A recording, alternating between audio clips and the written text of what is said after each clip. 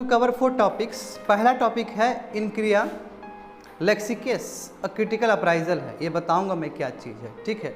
इसमें marine, Italy के जो मरीन है, मरीनर्स है, ठीक है, उसका क्या एथिकल इश्यूज़ हुआ है, ठीक है। ये बहुत ही इम्पोर्टेंट है, समझे बात को। ये इंटरनेशनल, ये तुम्हारा इंटरनेशनल रिलेशंस में भी आ जाएगा और एथिकल डायमेंशन में भी आ सकता है इसका टॉपिक, ठीक है। मैं बताऊंगा थोड़ी देर में, जो कवर करेंगे उसके बारे में बता रहे हैं। एलपीजी, ठीक है। साइंस ग्लोबल कम्पिटिटिवनेस, साइंस मतलब क्या होता है कि liberalisation without global competitiveness, science का मतलब ये होता है। टेक सॉवेनिटी, टेक सॉवेनिटी बहुत ही इंपॉर्टेंट है कंट्री के लिए, कैसे है तो मैं बताऊंगा। और इंडियन रेलवे से ये बात कर चुके हम लोग पहले भी पढ़ाते कि प्राइवेटाइजेशन होने के कगार पे आ चुका है। आज उसको कम्प्रिहेंसिव तरीके से देखेंगे, रूट्स वगैरह देखेंगे उसका, ठीक है। पहला टॉपिक है, पहला टॉपिक क्या है, इनरिका लेक्सी। देखो ये हिंदू का 2 एडिटोरियल का मिक्सचर है, ठीक है। 6 जुलाई को आया था और 4 जुलाई का, समझ लीजिए बहुत करंट का चीज़ पढ़ रहे हो आप लोग। International relation, important international institution, agency, fora and their structure and mandate. देखो ये लास्ट या सेकंड लास्ट में होगा, पेपर 2 लास्ट में है। पेपर निकालो, सेकंड पेपर देखो, सेकंड पेपर का लास्ट देखो, 20, ठीक है। मिल गया सभी को। देखो चलो बात करते हैं इस पर।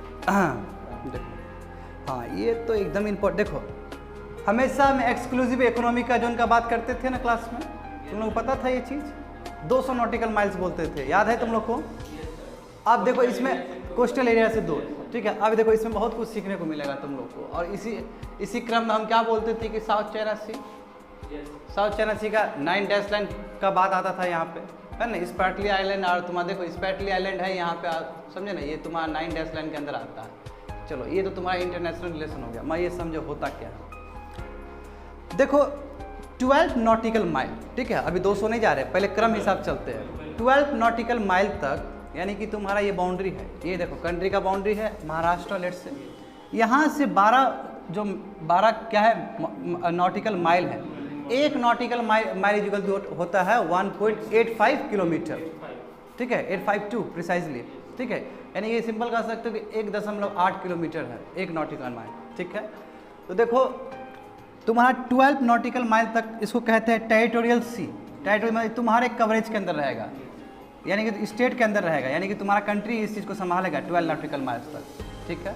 तो 12 नॉटिकल माइल्स को इंटू करोगे 1.8 से कितना हो जाएगा, लगभग तुम्हारा 22 किलोमीटर के लगभग 22-23 किलोमीटर तक, किलोमीटर में जाए तो किसका जोन है ये, हमारा इंडिया का जोन। इसलिए हम लोग कहते हैं इसको टेरिटोरियल वाटर।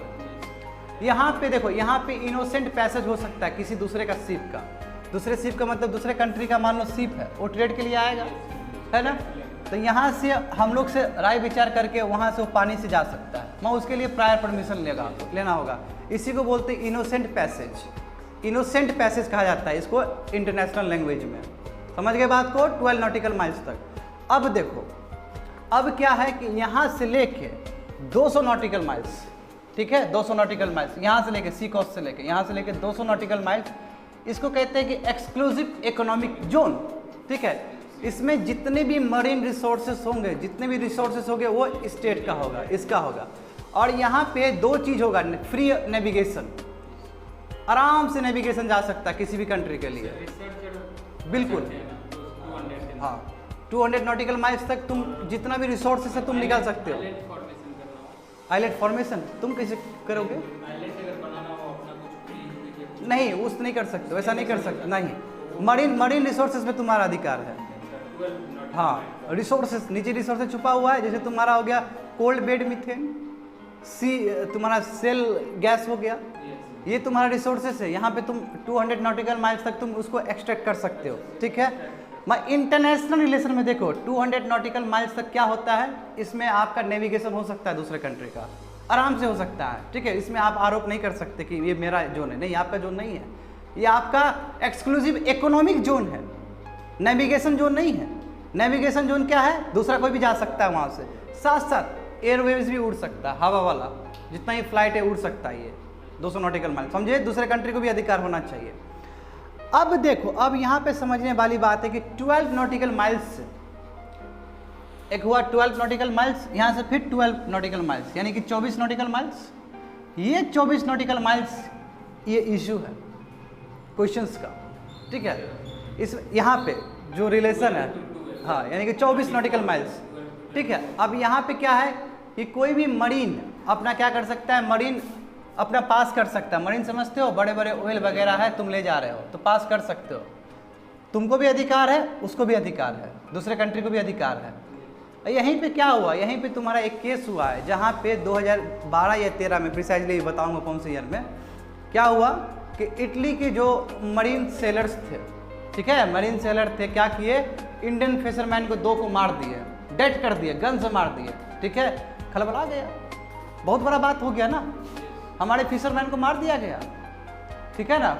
इशू इसी के ऊपर है, क्यों, क्योंकि जो तुम्हारा मारा गया वो तुम्हारा 20 नॉटिकल माइल के बाद था वो, जबकि 24 नॉटिकल माइल तक तुम कर सकते हो, 12 नॉटिकल माइल तक तुम्हारा है ना अपना, उसके बाद 12 से लेके 12 तक दूसरे कंट्री भी आकर वहाँ पे नेविगेशन कर सकते हैं।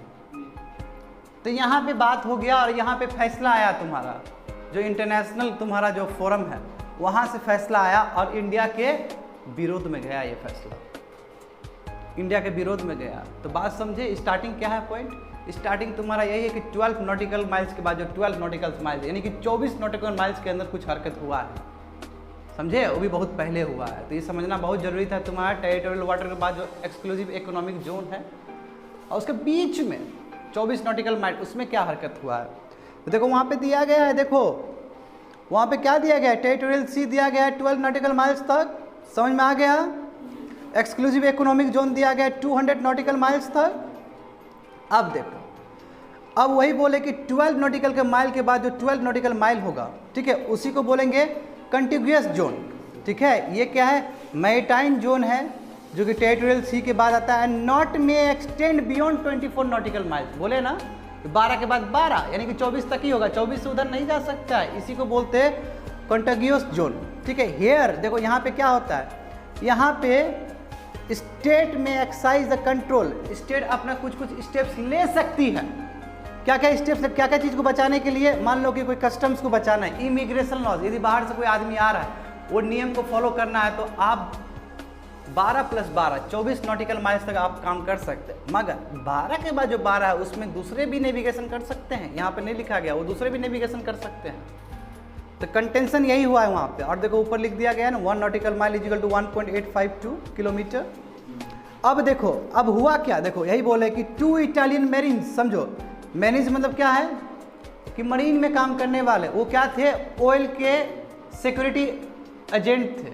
ऑयल बहुत बड़ा है तुम्हारा, ऑयल समझते हो, तेल, तेल को ले जा रहे थे, ठीक है, तेल को ले जा रहे थे और ये तुम्हारा 24 नॉटिकल माइल के अंदर थे, ठीक है। प्रिसाइजली तुम्हारा ये केरला कोस्ट का हुआ है, देखो यहाँ पे देखो ये map, Kerala coast 24 nautical mile के अंदर क्या है तुम्हारा, इटली वाले जो है यहाँ पे वो तेल ले जा रहे थे और वहाँ पे सिक्योरिटी एजेंसी है, उसमें 2 क्या किए, यहाँ के फिशरमैन यहाँ पहुँच गए थे फिश वो करने के लिए, फिश को एक्सट्रैक्ट करने के लिए।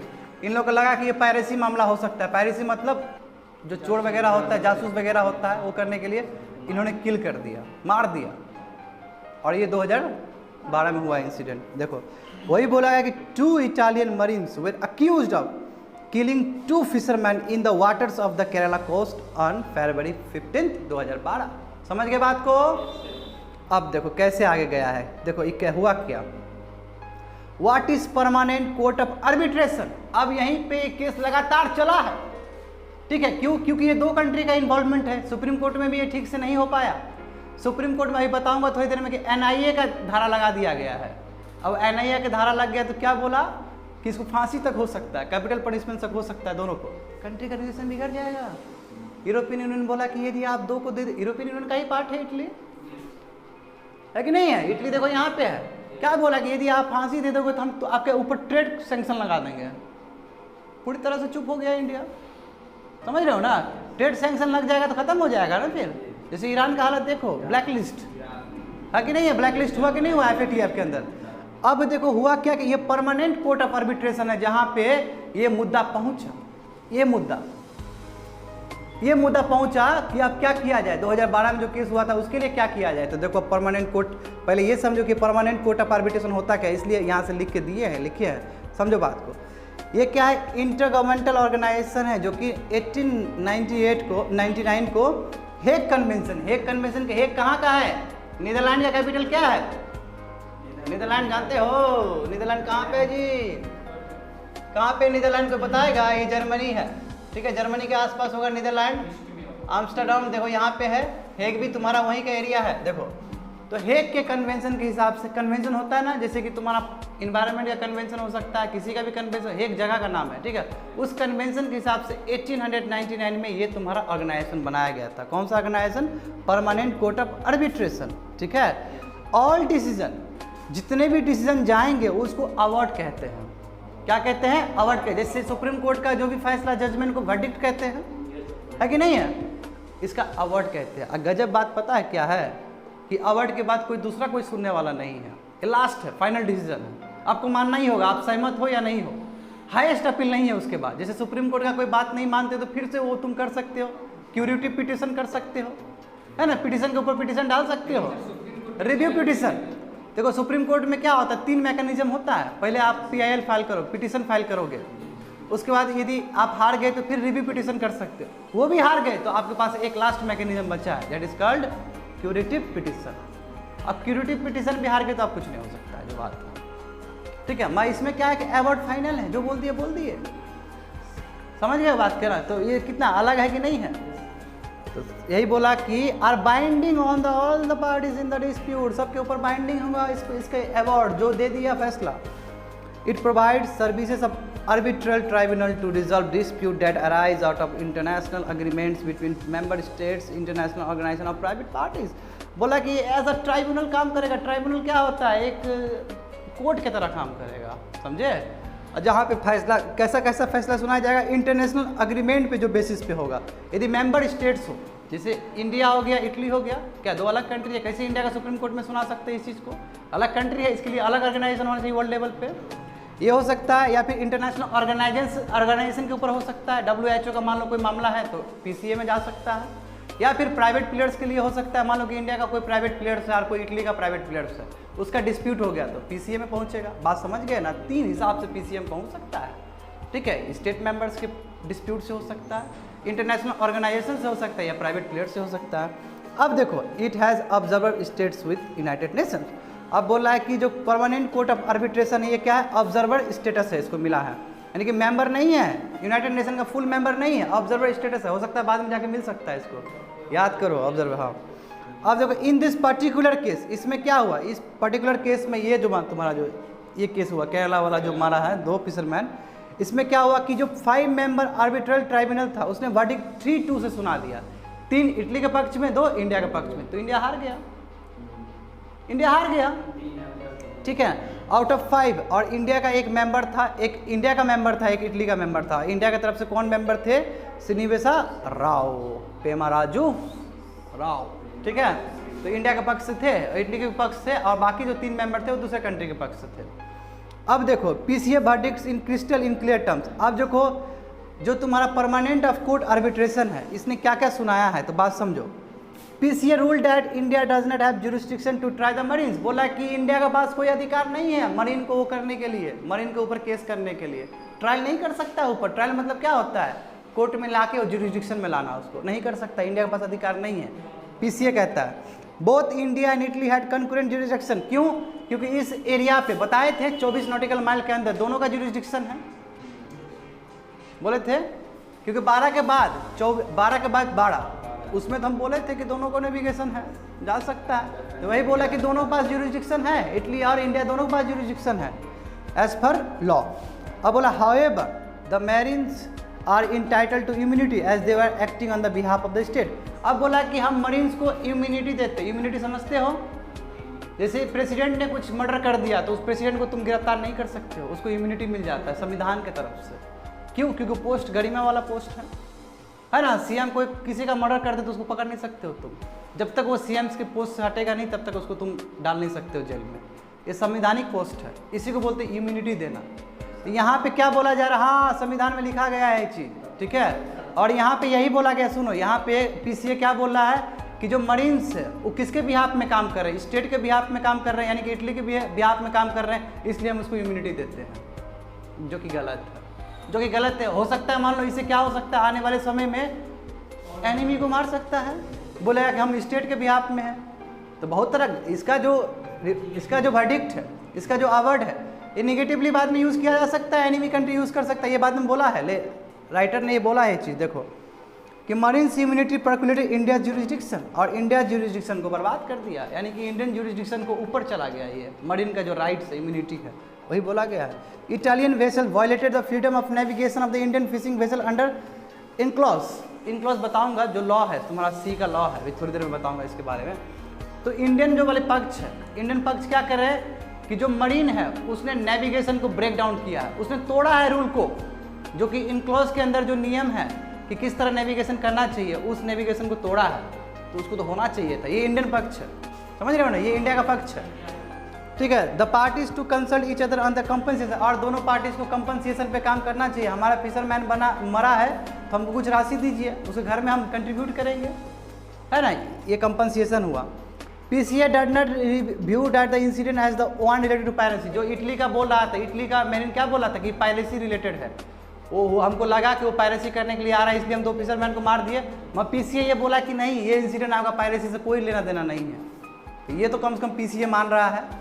परमानेंट क्या है, PCA का मतलब क्या है, परमानेंट कोर्ट ऑफ आर्बिट्रेशन, ठीक है। अब देखो ये इशू हुआ कहाँ पे, देखो ये इशू हुआ तुम्हारा 10.5 नॉटिकल माइल्स पे हुआ था, समझे ना। तो 24 के अंदर आ गया, क्योंकि 12 के बाद तो नेविगेशन दोनों के लिए है। अब देखो what the centre said on the verdict of PCA, मगर सेंटर क्या बोला यहाँ पे, सेंटर यही बोला कि centre inform the supreme court it has decided to accept and abide by the ruling of PCA।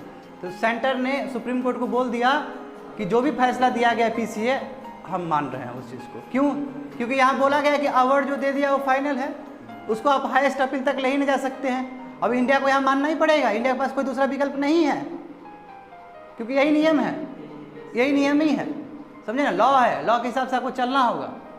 तो इंडियन गवर्नमेंट ने मान लिया, ठीक है। इंडिया इज बाउंड बाय, वही बोल रहा है ना, इंडिया बाउंड है by the award of the arbitral tribunal formed under the enclose जो लॉ है, बताऊंगा थोड़ी देर में इंक्लोज क्या है। उसके अंदर जो ट्राइब्यूनल बना है, ट्राइब्यूनल मतलब जो कोर्ट वाला सिस्टम बना है, उसका नियम आपको मानना ही होगा, ठीक है। द अवार्ड इज फाइनल, बोले अवार्ड क्या फाइनल है, विदाउट अपील, इसके ऊपर अपील नहीं कर सकते हैं। जो भी यूएन कन्वेंशन से मानता है, जो भी पार्टी इसके मेंबर है, they has to accept the verdict और awards. Centre also asked the supreme to close all the proceeding concerning the marines, जितने भी मरीन्स के ऊपर जितने भी बात हुआ था पहले 2012 के बाद, जितना भी इसके ऊपर केस चल रहा था इंडियन ज्यूरिसडिक्शन के अंदर, वो सभी को आप क्लोज कर दीजिए, सेंटर बोल रहा है। क्यों, क्योंकि पहले इसको इंडिया में पकड़ा गया था, मैं बताऊंगा थोड़ी देर में, ठीक है, थोड़ी देर में बताऊंगा कि इंडिया में भी पकड़ के रखा गया था, फिर उसको छोड़ा गया है, क्योंकि बड़ा इंसिडेंट है ना, कोई 2 कंट्रीमैन को मार दिया, बहुत बड़ी बात है ये। देखो the marines who are now in Italy, जो इटली में will face criminal investigation there, हो सकता है वहाँ पे वो क्रिमिनल इन्वेस्टिगेशन फेस करे। अब कितना सही है कितना गलत है वो तो इटली जाने, है कि नहीं है। अब देखो flip flops from Indian perspective, बोला कि इंडियन पर्सपेक्टिव के हिसाब से ये फ्लिप फ्लॉप है, ये सही नहीं है, इस तरह मान लेना बात को, ठीक है। और ये तो हो गया, और प्लस फ्लिप फ्लॉप इसलिए कि इंडिया ने वो ठीक से दिया ही नहीं वर्डिक्ट इसके ऊपर, इंडिया को अच्छे से वर्डिक्ट देना चाहिए था पहले से ही। 2012 से लंबित है ये केस, उस समय क्यों नहीं दिया आप, उस समय आप उल्टा पुल्टा काम कर दिए। उल्टा पुल्टा क्या है, तो देखो ये इसमें दिया गया है, supreme court initially rule that only the centre not Kerala can prosecute the marriage, इसमें बोला है टेरिटोरियल वाटर आपका आता है सेंटर के अंदर, ठीक है, तो केरला यहाँ पे कुछ नहीं कर सकता है, केरला का हाई कोर्ट भी कुछ नहीं कर सकता है, ये जो भी करेगा यूनियन करेगा, इंडिया करेगा, समझ गए बात को, सेंटर ही कर सकता है, सुप्रीम कोर्ट बोला है ये चीज़। तो अब देखो अब हुआ क्या, देखो why was the NI brought to handle the case after the supreme court had order for a special court to be set up by the marine, क्या बोल रहा है। उसके बाद NIA फोर फ्रंट पे आ गया, नहीं समझते हो, नेशनल इन्वेस्टिगेशन एजेंसी, ये बहुत पावरफुल एजेंसी है भारत का, ठीक है, बहुत पावरफुल एजेंसी है, ठीक है, सेंटर के लिए काम करता है। ये इतना पावरफुल एजेंसी है कि जैसे ही सुप्रीम कोर्ट क्या बोला कि केरला गवर्नमेंट के ज्यूरिसडिक्शन के अंदर नहीं आएगा, ये आपका सेंट्रल गवर्नमेंट के तुरंत NI फोर फ्रंट पे आ गया और तुरंत NI उसको पकड़ना शुरू कर दिया, किसको, ये 2 मरीन्स को। अब देखो अब इसके बाद क्या किया कि NI ने एक लॉ को, एक कानून को इन्वोक किया, उसको यूज़ किया। वो लॉ का नाम क्या है, देखो वो लॉ का नाम है unlawful acts against safety of maritime navigation and fix platforms on continental shelf act 2002। इस एक्ट को इन्वोक किया है और देख रहे बोल रहे हैं ना कि कैपिटल पनिशमेंट डेथ पेनल्टी घोषित कर दिया है एनआई। बताओ हल्का मच जाएगा, समझ लो ना। एनआई बोला कि डेथ पेनल्टी दे दो आप इसको, बताओ इतना इजीली बोल दिया कि death penalty must be given to the 2 marines. इसलिए क्या हुआ, यूएन ने ये बोले ना, यूरोपियन यूनियन थ्रेटन कर दिया कि ऐसा करोगे तो हम ट्रेड सैंक्शन लगा देंगे इंडिया के ऊपर। फिर दहशत में आ गया इंडिया। वही बोला कि why have been the terrorism charges level against the marine not only to be drop later. अब देखो इस तरह का तुम हरकत करोगे तो क्या गलत मैसेज जाएगा, है कि नहीं। उसके बाद देखो 2014 में क्या हुआ, marine had successfully gained a stay order on the investigation by NIA. अब 2014 में क्या होता है, उसको सक्सेसफुली स्टे मिल गया। स्टे में समझते हो ना, स्टे छुटकारा मिल गया वहाँ से, ठीक है। और ईयर लेटर उसके बाद क्या हुआ, 2015 में supreme court froze its own proceeding when the case reach to the international tribunal for law of sea. जब ये चीज़ मामला चला गया इंटरनेशनल लेवल पर, कौन सा है ये, international tribunal for the law of sea, तो जितने भी वर्डिक्ट चल रहे थे सुप्रीम कोर्ट में वो फ्रीज कर दिया, रोक दिया वहीं पे supreme court. The apex court in September 2015 differ the case till further orders, बोला कि और आगे बढ़ेगा। अब इसका मतलब देखो ये क्या चीज़ का प्रतीक है, इसका मतलब तुम्हारा जुडिशल सिस्टम खुद ही खराब है कि 2012 से इसको लटका पड़े हो। एनआई को आने की क्या जरूरत था, यदि वर्डिक्ट भी देते तो ढंग का वर्डिक्ट देते। एक ही बार आप डेथ पेनल्टी का बात कर दिए, ऐसा लॉ क्यों इन्वोक किए। इंटरनेशनल रिलेशन खराब हो सकता है इससे, आपका इंटरनेशनल रिलेशन खराब होगा तो ट्रेड का रिलेशन खराब होगा, जाहिर सी बात है। Why was such delay caused when the case is most, जब इतना केस इंपॉर्टेंट है तो काहे इतना डिले किए हैं आप, क्या कारण था डिले करने का। यही इसी को बोलते हैं बाबू फ्लिप फ्लॉप हुआ है इंडिया के साइड से, कि जिस हिसाब से स्पीडी जस्टिस होना चाहिए वो मिला नहीं, फालतू का 3-4 साल बर्बाद हो गया यहाँ पे। और अभी आपको सुनना पड़ेगा क्योंकि आपने काम ही नहीं किया है उसके लिए। कॉन्स्टिट्यूशनल एक्सपर्ट से इंडिया हैज़ टू एक्सेप्ट, जो संविधान जानता है वो बोलता है कि इंडिया को तो मानना ही पड़ेगा ये चीज़। संविधान जो जानता है वो क्या बोल रहा है कि इंडिया को मानना ही पड़ेगा ये चीज़। कैसे, देखो constitutional expert said that government decision to accept the tribal reserve was the correct move. ये करेक्ट मूव है, क्यों, क्योंकि जो भारत का संविधान है आर्टिकल 51C और आर्टिकल 51D, इसमें क्या है, इंटरनेशनल हार्मोनी का बात किया गया है। ठीक से देखोगे बाबू, 51 ठीक से देखोगे तो डीपीएसपी का पार्ट आ जाता है, ठीक है ना, डीपीएसपी का पार्ट आता है। इसमें बोला कि इंटरनेशनल हार्मोनी कैसे बढ़ाया जाए, ये सभी के बारे में है, ठीक है। International you have to accept, क्योंकि ऐसा प्रोविजन आपके संविधान में दिया गया, हालांकि वो डीपीएसपी है। ये मैटर इसलिए दिया गया कि देखो, हालांकि डीपीएसपी इन्फोर्सेबल नहीं है, जानते हो इस बात को, है ना, इन्फोर्सेबल नहीं है स्टेट के द्वारा, मगर कम कम संविधान में तो है ना, तो कोर्ट तो कर ही सकता है, समझ गए ना। जैसे तुम्हारा राइट टू एजुकेशन, ये भी डीपीएसपी में था, उसको फिर हम फंडामेंटल राइट बनाए कि नहीं बनाए, क्योंकि हमारे पास वो आ गया, रिसोर्सेज आ गया। जैसे हमारे पास रिसोर्सेज आएगा हम डीपीएसपी को कन्वर्ट कर देंगे फंडामेंटल राइट्स में, यदि मेरा इच्छा शक्ति ऐसा रहा तो। जैसे कि राइट टू एजुकेशन किए हम, आर्टिकल 21 के अंदर रख दिए उसको। यही बोला कि संविधान में आपके पास प्रोविजन है आर्टिकल 51, तो आपको मानना पड़ेगा ये बात। दूसरा क्या है, the state is required to foster respect for international law, वही बात, यही 51 में ही दिया गया कि इंटरनेशनल लॉ आपको अवॉइड करना होगा इंटरनेशनल हार्मोनी के लिए, ठीक है। और जितने भी ऑब्लिगेशंस है वो सब आपको फॉलो करना होगा, और आपको इनकरेज करना होगा, यानी कि क्या प्रोत्साहित करना होगा कि जो भी इंटरनेशनल जो भी सेटलमेंट्स है, डिस्प्यूट है, वो आर्बिट्रेज के द्वारा ही हो, ट्राइब्यूनल के द्वारा ही हो बाहर का। क्यों, क्योंकि सबका सहमति होगा उसमें। इंटरनेशनल लेवल पे काम होगा तो बाबू सबके आंख पे आओगे ना, तो छवि तुम्हारा खराब नहीं होगा जी।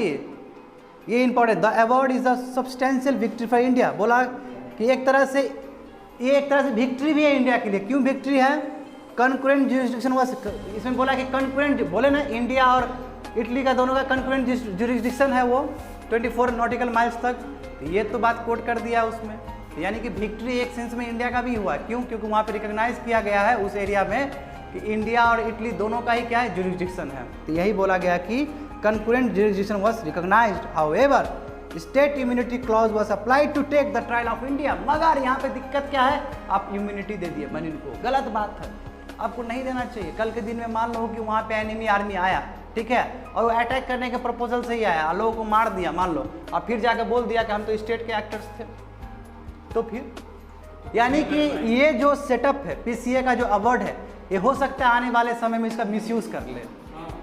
यानी कि जो प्रेसिडेंट है, इसको प्रेसिडेंट कहा जाता है, एक जो एग्जाम्पल आप तय कर रहे हैं अवार्ड देख के प्रेसिडेंट, हो सकता है इसका रिजल्ट आपको बाद में बहुत खराब मिले, जो कि अभी पढ़ोगे सेकेंड में तुम, ठीक है। Compensation claim was allowed and counter claim for compensation by Italy was rejected. बताओ, क्लेम कर रहा है, काउंटर क्लेम, फिर इटली रिजेक्ट कर रहा है उस चीज़ को, यानी कंपनसेशन का ही बात ठीक से नहीं किया है। मगर in overall term it is a balanced verdict. मगर जो कॉन्स्टिट्यूशनल एक्सपर्ट है वो क्या बोलता है, ये बैलेंस्ड वर्डिक्ट है, जो भी सुनाया गया एकदम बैलेंस्ड है। And lesson in India should not delay the proceeding for such a long period to stock international. इतना लेट नहीं करना चाहिए कि इंटरनेशनल पे बात चला जाए, है ये लेसन है भारत के लिए। अब देखो कितना मानता है भारत, है ना। अब देखो यहाँ पे यही बात बोला गया है कि बट स्टेट इम्यूनिटी और डेंजरस प्रेसिडेंट बोला जा रहा है ना। नहीं देखो भाई, ये जो आप स्टेट का इम्यूनिटी लगा दिए, ये इन्वोक कर दिए पीसीए के द्वारा अवार्ड में, ये गलत बात है, ये गलत एग्जाम्पल सेट करेगा आने वाले समय में। कैसे, तो देखो इम्यूनिटी, अब देखो अब ये बात समझो, हाँ हम समझते हैं प्रेसिडेंट को देना जरूरी है, हम समझते हैं पीएम को देना जरूरी है, कॉन्स्टिट्यूशनल हम समझते हैं कि डिप्लोमेटिक जो है, डिप्लोमेटिक जो ऑफिसर है, जैसे आईएफएस बनोगे तुम लोग, है ना, उसको तो मिलना चाहिए इम्यूनिटी, क्योंकि भारत को रिप्रेजेंट कर रहा है कहीं पे। मरीन को कैसे दे सकते हो तुम, ये बताओ तुमको, मरीन को कैसे दे सकते हो तुम, ये तो एक्सेप्टेबल नहीं है। यही बात यहाँ पे कहा गया कि देखो immunity of the state official has to be govern by the specific multilateral और बायलैटरल ट्रीटीज और एग्रीमेंट्स, ठीक है। हाँ मानते हैं कि जो स्टेट का ऑफिशियल्स है उसको देना चाहिए, मल्टीलैटरल हिसाब से दीजिए, बायलैटरल ट्रीटीज दीजिए, एक एक कंट्री का बीच में हो सकता है या फिर बहुत सारे कंट्री का बीच में हो सकता है, इस तरह का एग्रीमेंट जहाँ पे आप स्टेट ऑफिशियल को इम्यूनिटी दे रहे हैं। समझ में आ रहा है नीतीश। मगर देखो दूसरा क्या, even if Italian marines were considered as a state official they are deployed on the Italian commercial vessels. क्या बोल रहा है कि यदि इटालियन मरीन्स आप उसको स्टेट वेसल्स बोलते हैं तो वो तो इटालियन कमर्शियल वेसल्स पे है, तो कमर्शियल वेसल कैसे हो सकता है आपका स्टेट का एक्टर्स, ये तो गलत बात है ना। ये तो ऑयल वाला है, ऑयल का देखने वाला है, तो यू कांट से कि इसको स्टेट इम्यूनिटी मिलना चाहिए, ये समझ में नहीं आ रहा है। देखो इसलिए क्या बोला कि Italy did so unilaterally without the cover of the multilateral. अब बताओ कि आपने मरीन्स को दे दिया, आपने ये भी कवर नहीं किया, मल्टीलैटरल अरेंजमेंट भी नहीं किया इसके लिए, नहीं बायलैटरल अरेंजमेंट किया, तो कैसे आप इम्यूनिटी दे दिए उसको, मरीन को कैसे दे दिए आप इम्यूनिटी, ये सवाल उठाया जा रहा है इंडियन एक्सपर्ट के द्वारा।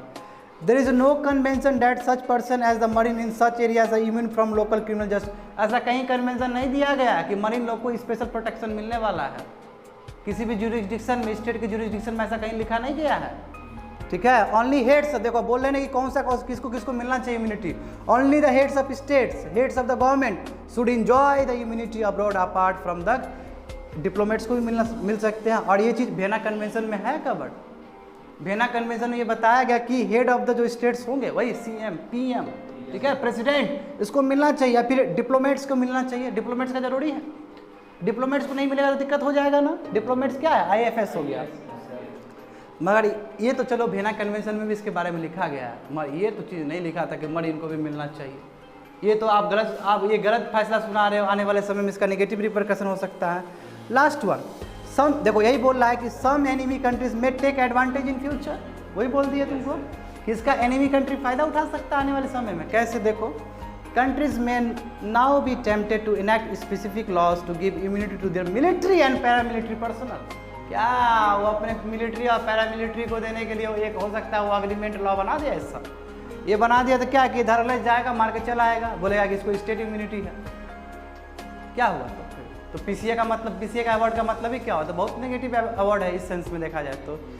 द कंट्रीज में डिक्लेयर दैम स्टेट ऑफिशियल, और डिक्लेयर कर देगा कि स्टेट मेरा पैरामिलिट्री पर्सनल क्या है, स्टेट ऑफिशियल्स, ठीक है, state, and therefore place them on the different kinds of commercial वेसेस and use them for adventurous purpose. जाओ जो करना है करो, कोई दिक्कत नहीं, इम्यूनिटी दे दी है तुमको, जाओ जिसको मारना है मारो। This may lead to increase in the tension generally and especially between the inimical state. जो इनिमिकल क्या है, इनिमिकल मतलब होता है एनिमी स्टेट्स, ठीक है, वर्ड देख लो वहाँ पे, एनिमिकल जो शब्द है लिखा गया लास्ट में एनिमिकल, इसका मतलब एनिमी स्टेट हो सकता है, इससे एनिमी स्टेट्स के बीच में झगड़ा वगैरह शुरू हो जाए, समझे बात को। तो कहने का मतलब क्या हुआ, इतना ज़्यादा इशू था इसके अंदर,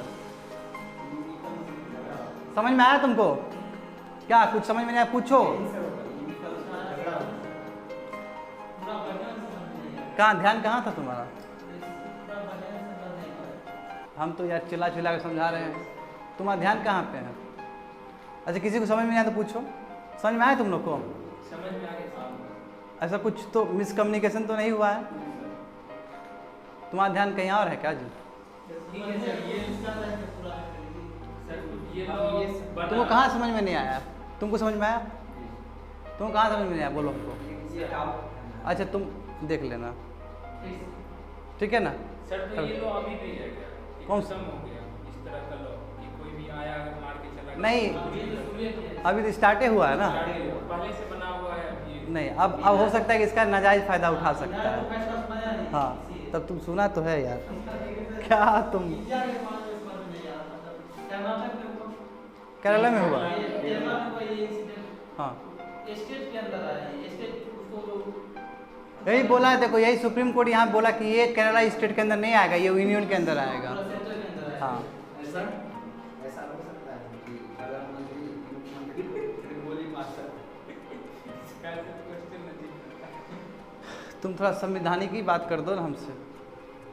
ऐसा हाइपोथेटिकल बात क्यों करते हो? मार सकता है, मार के उसके बाद उसको नहीं लग सकता है, ठीक है ना? कुछ भी क्राइम कर दे, कितना बड़ा भी क्राइम कर दे, वो संवैधानिक पोस्ट में है तो क्रिमिनल प्रोसीडिंग नहीं हो सकता। हाँ, सिविल प्रोसीडिंग हो सकता है, प्रॉपर्टी से रिलेटेड बात है तो हो सकता है, मगर तभी भी वो अपना पोस्ट पे ही रहेंगे, ठीक है? ये गरिमा है पोस्ट का। हाँ, तब हटेंगे तब उनके ऊपर चार्ज लगेगा, ठीक है? ऐसे नहीं बुलाया जा सकता। इसलिए जानते हो कि कभी कभी क्या होता है कि जो भ्रष्ट होता है, करप्ट मिनिस्टर लोग होते हैं, वो जब गवर्नर बन जाते हैं तो इम्यून हो जाते हैं। सुने हो ऐसा? सुने हो ना? जैसे शीला दीक्षित का एक क्लासिकल एग्जाम्पल था, ठीक है ना? इम्यूनिटी मिल गया उसको, गवर्नर बन गया ना, इसलिए हो गया ना।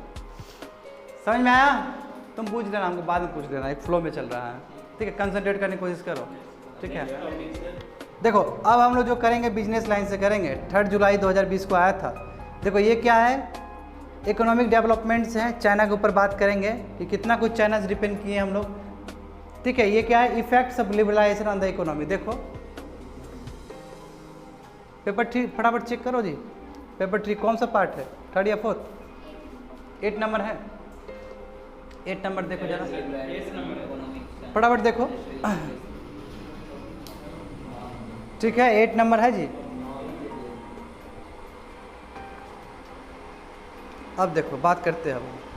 देखो मज़ेदार टॉपिक है जी ये, ट्रेड के बारे में है। लिबरलाइजेशन फिर से एक बार आ गया है, ठीक है ना? उमस देंगे यहाँ पे लिबरलाइजेशन को लेकर, समझ रहे हो ना? मज़ा आ जाएगा लिबरलाइजेशन, सब तो जान ही रहे हो लिबरलाइजेशन। तुम्हारा आंसर रीच हो जाएगा आने वाले समय के लिए, जो पूछेंगे क्वेश्चन इस बार। पक्का एक क्वेश्चन लिबरलाइजेशन से होने वाला है इस बार। हाँ, सैटरडे को टेस्ट होगा, सुबह डिक्लेयर कर चुके हम, ठीक है ना? अच्छे से लिखना, ऑल द बेस्ट। अभी दे रहे हैं, उस बार भी देंगे, बाद में भी देंगे। देखो इसमें, देखो इसमें समझो कि किस तरह ट्रेड डिफिसिट समझते हो? ट्रेड डिफिसिट क्या होता है? बोलो नीतीश, ट्रेड डिफिसिट क्या होता है?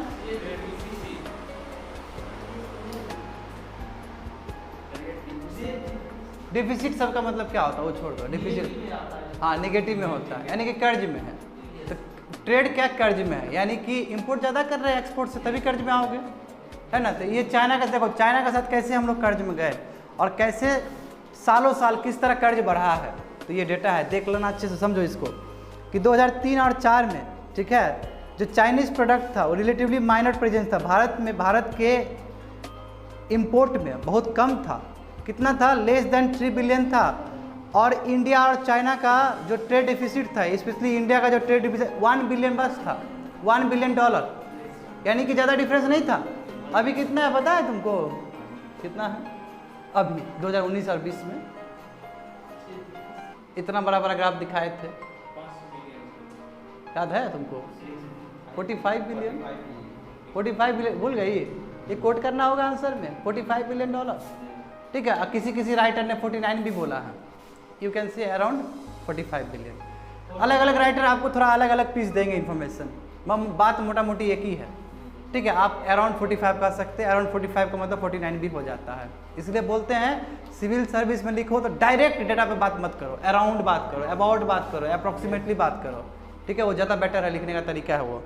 अब देखो समझो कि किस तरह तुम्हारा क्या हुआ कि इंडिया चाइना पे डिपेंड करने लगा समय के साथ साथ। तो देखो 2003-4 में क्या हुआ?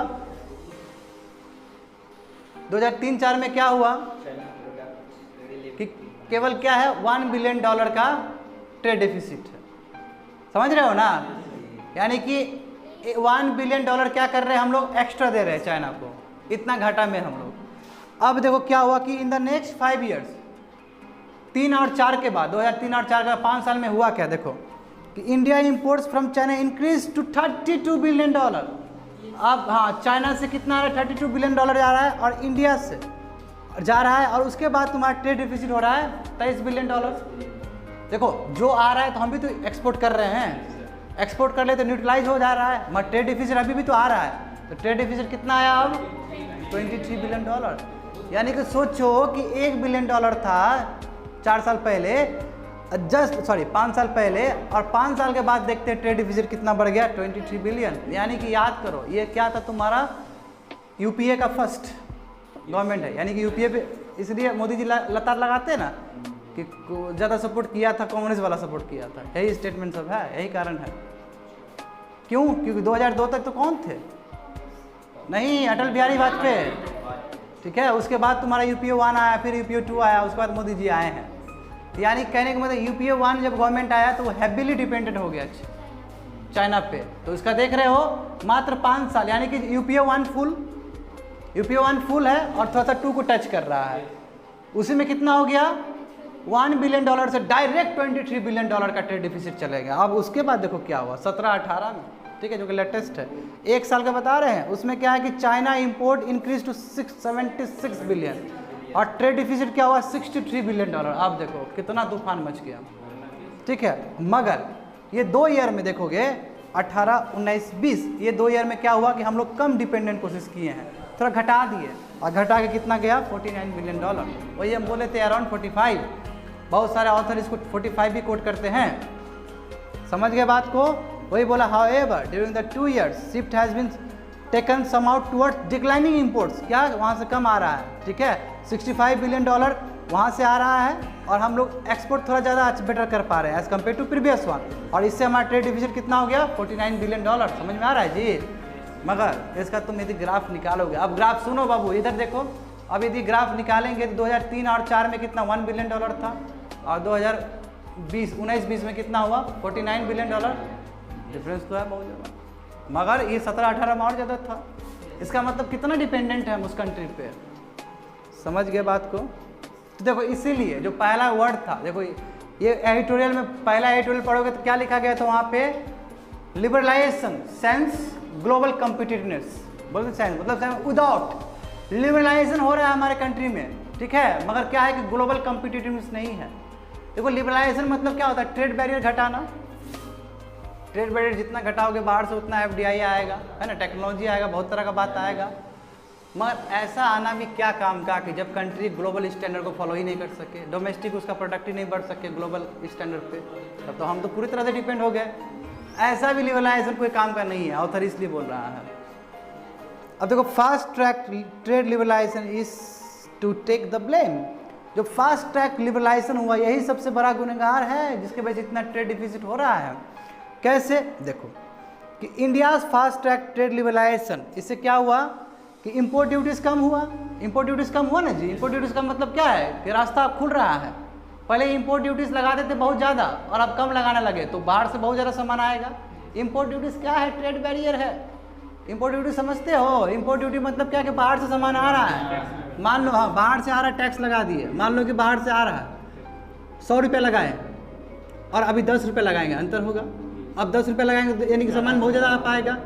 और ये किस तरह हुआ है, तो ग्राफ के हिसाब से देखो वहाँ पे कि पहले हम लोग क्या करते थे, 2000 में हम 33% लगाते थे इंडस्ट्रियल प्रोडक्ट पे, अब वही देखो 9% से भी कम हो गया 2008 में। ये यहाँ पे फिर से तुम्हारा यूपीए 2 आ जाएगा, ठीक है। तो government target reduce was to reduce import duties to the East Asian region level. अभी ऐसा क्यों किया गया, क्यों, देखो ये भी कारण है, सरकार इसलिए कर रही है, क्यों, क्योंकि यहाँ कंट्री, आसियान कंट्री सब बैठा हुआ है। देखो ये कंट्री है, ये कंट्री क्या है, ट्रेड बैरियर कम लगाता है। अब यहाँ पे यदि ट्रेड बैरियर हम ज़्यादा लगा देंगे, इंपोर्ट ड्यूटी ज़्यादा रहता है, ये तो भाग जाएगा ना इधर। तो गवर्नमेंट के लिए भी मजबूरी था कि इंपोर्ट ड्यूटी कम करना, इसलिए बोला गया है तो reduce import duties to the East Asia region level, यहाँ के रीजन के लेवल के हिसाब से, आसियान कंट्रीज के लेवल के हिसाब से। क्यों नहीं, तो फिर यहाँ पे तुम जो ही नहीं है देखो सिंगापुर इतना क्या छोटा कंट्री है फिर भी डेवलप्ड है। तो फिर कहने का मतलब क्या है कि जहाँ आपको अपॉर्चुनिटी मिले वहाँ जा सकता है ना। और ये सब तुम्हारा फेवरेबल पॉलिसी देता है जी। फेवरेबल पॉलिसी देगा तो तुरंत आ जाएगा। इम्पोर्ट ड्यूटी कम दे दिया तो तुरंत आ जाएगा। क्यों? क्योंकि आफ्टर ऑल इन्वेस्टमेंट का पर्पस क्या है? प्रॉफिट, मुनाफा। समझ गए बात को? अब देखो India also remove several quantitative restriction on imports as parts of liberalisation policy. ये हुआ नॉन टैरिफ बैरियर, इसको बोलते कोटा बताए थे जब पढ़ाए थे इकोनॉमिक्स। इसमें क्या बताए थे कि ट्रेड बैरियर दो तरह से लग सकता है। एक होता है आपका टैरिफ होता है, एक नॉन टैरिफ होता है। नॉन टैरिफ क्या हुआ? जो टैक्स के फॉर्म में नहीं है वो कोटा के फॉर्म में हो सकता है, क्वांटिटी के फॉर्म में हो सकता है। क्या बोले आप 100 नहीं आ सकता है, आपका 50 आएगा। ये भी तो एक तरह से बैरियर ही हो गया कि 100 सामान नहीं कर सकते बस 50 करेंगे आपका। ये भी बैरियर हुआ। ये नॉन टैरिफ बैरियर हुआ। टैक्स लगाना नहीं हुआ, क्वांटिटीज़ को घटाना हुआ। समझ गए ना? यही बोल रहा है कि क्या किया, रिमूव कर दिया क्वांटिटेटिव। समझ गए ना? इसका मतलब ये नॉन टैरिफ बैरियर आ गया यहाँ पे। वर्ड समझो इकोनॉमिक्स का। तो ये कहने का मतलब क्या कि नॉन टैरिफ बैरियर क्या किया और घटा दिए, यानी कि अब नंबर और ज़्यादा आ सकता है। इसका मतलब क्या, दरवाज़ा दोनों खोल दिए। टैरिफ बैरियर का भी दरवाज़ा काट दिए और नॉन टैरिफ बैरियर का भी दरवाज़ा काट दिए। ठीक है, क्योंकि लिबरलाइजेशन पॉलिसी का एक बहुत बड़ा अंग है।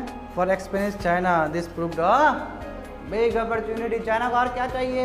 ये तो अपॉर्चुनिटी है चाइना के लिए। और आके धड़ल्ले से मार्केट पे अटैक कर दिया हमारे मार्केट पे।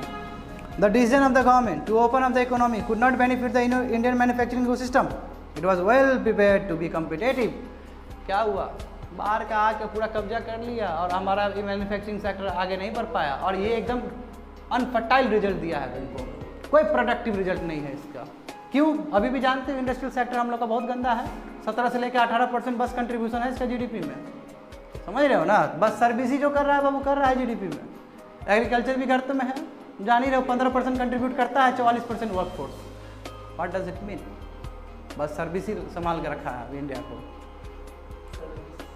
समझ गए? अब देखो east Asia, south east Asia having their strong points. बोले ना तुमको कि जो ईस्ट एशिया क्या होगा बाबू? ईस्ट एशिया मतलब हो जाएगा तुम्हारा Japan, north Korea, south Korea. ठीक है, और साउथ ईस्ट क्या हो जाएगा? साउथ का भी ईस्ट भी है तो आसियान कंट्रीज। सभी तुम्हारा साउथ ईस्ट एशिया कहा जाता है, इसलिए इसको है ना आसियान कंट्रीज। 10 कंट्रीज का मिक्सचर है जी। अब देखो क्या बोला जा रहा है कि देखो क्या है कि ईस्ट एशिया और साउथ ईस्ट कहने का स्ट्रॉन्ग पॉइंट्स है। क्या क्या स्ट्रॉन्ग पॉइंट्स है? देखो East Asian and some ASEAN countries adopted well honed industrial policy. बहुत अच्छा पॉलिसी है जिसके पास। क्या ये क्या करता है?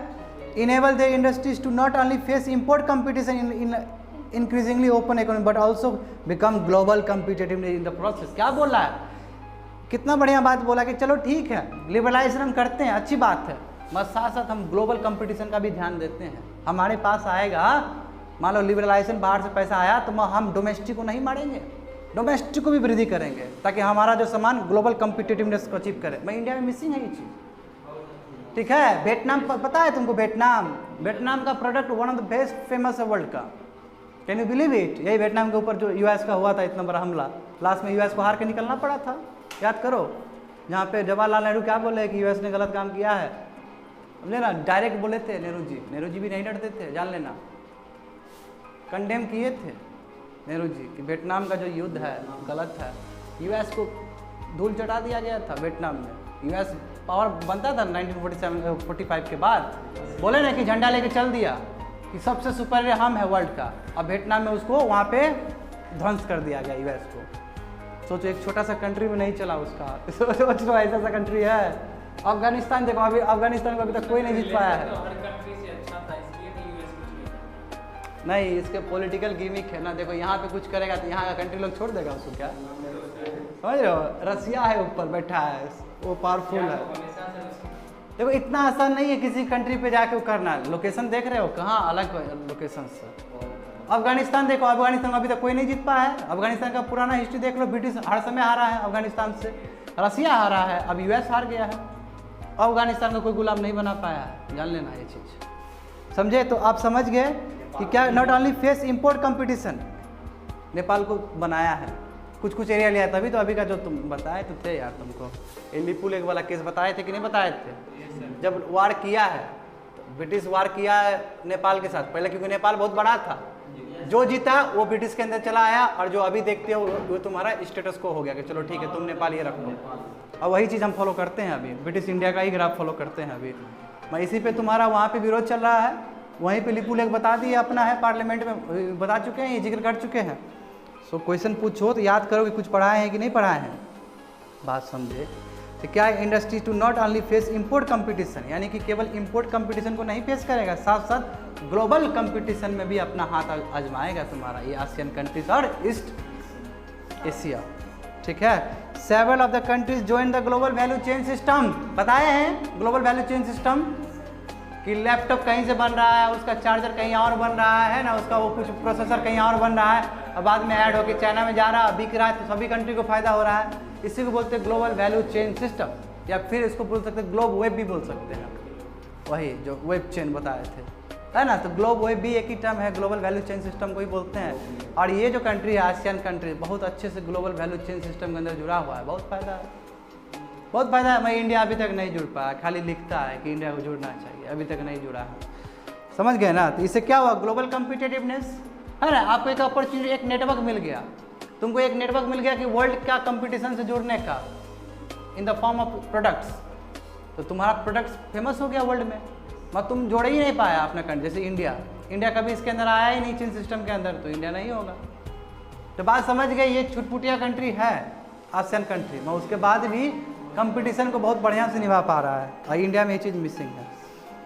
देखो, India could not take the benefit of free trade agreements. जो फ्री ट्रेड अग्रीमेंट्स है, अब बताए थे NCEP, इसका ही बात किए थे, है ना।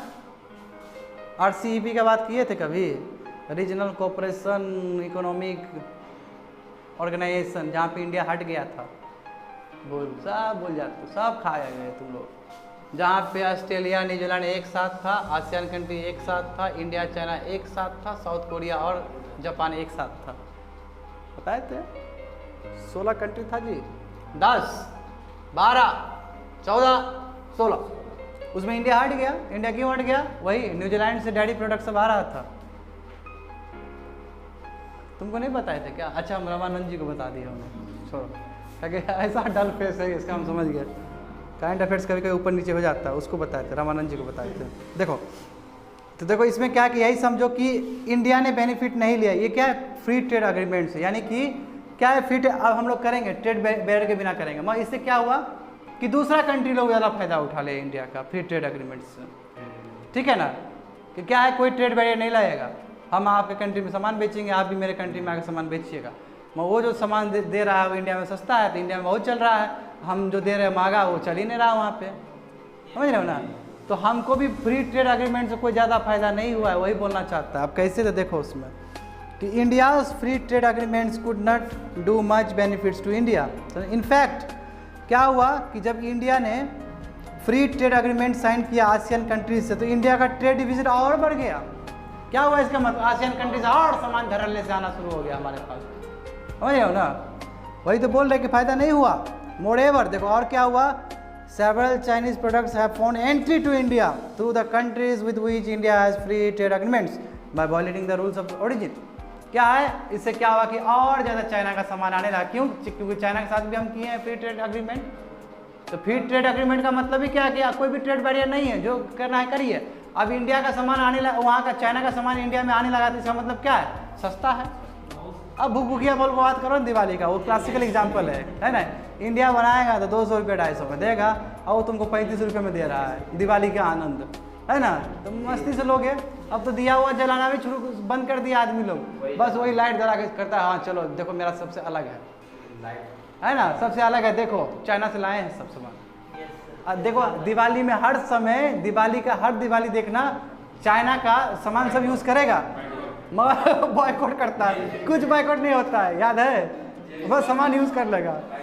हर साल हुआ है ये, तुम 5-6 साल देख लो, हर साल होता है, बात समझे। और देखो इंडिया ट्रेड डेफिसिट जो तुम्हारा आसियान, साउथ कोरिया और जापान का, तीनों को जोड़ोगे, आसियान 10 कंट्री, साउथ कोरिया और जापान को जोड़ोगे, देखो कितना ज़्यादा है, 24 बिलियन है तुम्हारा फिनेंशियल ईयर 2017 में, जबकि 11 में $5 बिलियन था, यानी कि बढ़ा है। ट्रेड डिफिसिट जो आसियान कंट्री है और तुम्हारा ईस्ट का एशिया का कंट्री है, ईस्ट का क्या है, साउथ कोरिया और जापान, सबको हम कोलैप्स करते हैं, सबको मिलाते तो 24 बिलियन डॉलर का ट्रेड डिफिसिट हुआ है हमको फाइनेंशियल ईयर 2017 में, विस your 15 billion in physical year 2011। समझ रहे हो, इसका मतलब बढ़ा है, ट्रेड डिफिसिट और बढ़ते चला जा रहा है। Whether it is a import tariff liberalization on free trade agreements, lack of Indian competitiveness is quite evident। इससे हमको दिखता है जो भी बात हो लिबरलाइजेशन का बात हो, मगर इंडिया का जो कंपटीशन होना चाहिए, इंडिया का प्रोडक्ट को जो मिलना चाहिए ग्लोबल वैल्यू, वो नहीं मिल पाया है ही नहीं। बिल्कुल क्लासिक, क्यों नहीं मैन्युफैक्चरर, सोचे ही नहीं हम उसके ऊपर। देखो व्हाट अबाउट चाइना, चाइना के बारे में क्या बोलोगे, तो चाइना के बारे में यही बोलोगे, there is no clarity about China investment in India. ठीक है, अभी क्लियर, अब इसके हिसाब से बोल रहा है, ठीक है ना, ऑथर ऐसा नहीं है, ठीक है। DPIIT क्या बोलता है कि 2 बिलियन, वेट चाइना से 8 बिलियन। ठीक है, चाइना का जो इन्वेस्टमेंट है इंडिया में वो 8 बिलियन है, मगर जो हमारा जो ऑर्गेनाइजेशन, हमारा जो मिनिस्ट्री है, ठीक है, जो रिपोर्ट करता है इसके बारे में, इन्वेस्टमेंट के बारे में, वो बोला केवल 2 बिलियन डॉलर है। इंडिया क्या बोला कि 8 बिलियन किए हैं जी आपके घर में। ठीक है, मैं इस पे नहीं चलते, ये गलत होगा चलना। ठीक है, यहाँ पे क्या है, कन्फ्लिक्ट है। तो देखते हैं, let us look at investment front, देखते हैं कहाँ पे क्या क्या हुआ है। देखो इंडिया ने क्या किया, the government of India has given scrutinising foreign investment इन 2017। तो इंडिया ने क्या बोला कि जो बाहर से पैसा आएगा उसको हम स्क्रूटिनी करेंगे, उसको चेक करेंगे 2017 में, यानी कि बाहर से जो आ रहा है उस पर चेक होना चाहिए। देखो होता क्या है इस कंट्री में कि जो भी बाहर से इन्वेस्टमेंट आता है वो ग्रीन फील्ड इन्वेस्टमेंट नहीं होता है, वो ब्राउन फील्ड इन्वेस्टमेंट होता है। ब्राउन फील्ड इन्वेस्टमेंट मतलब क्या है कि जो पहले से एग्जिस्ट है। जैसे क्लासिकल एग्जांपल देखो ब्राउन फील्ड का, कि तुम्हारा जियो का 9.99 शेयर, यानी कि लगभग 10% तुम्हारा कौन खरीदा, फेसबुक खरीदा, मार्क जुकरबर्ग। तो ये क्या है, ब्राउन फील्ड है, वो पहले से एग्जिस्ट है, उसको आप खरीद रहे हो, तो क्या फ़ायदा हुआ उससे। आप ग्रीन फील्ड पे काम करिए, ग्रीन फील्ड मतलब जो नया चीज़ है, नया चीज़ पे काम करिएगा तो क्या होगा कि आपका एम्प्लॉयमेंट जनरेट होगा, कंट्री को फ़ायदा होगा। तो यही सब चीज़ को चेक करने के लिए 2017 में स्टेप्स लिया गया था सरकार की तरफ से।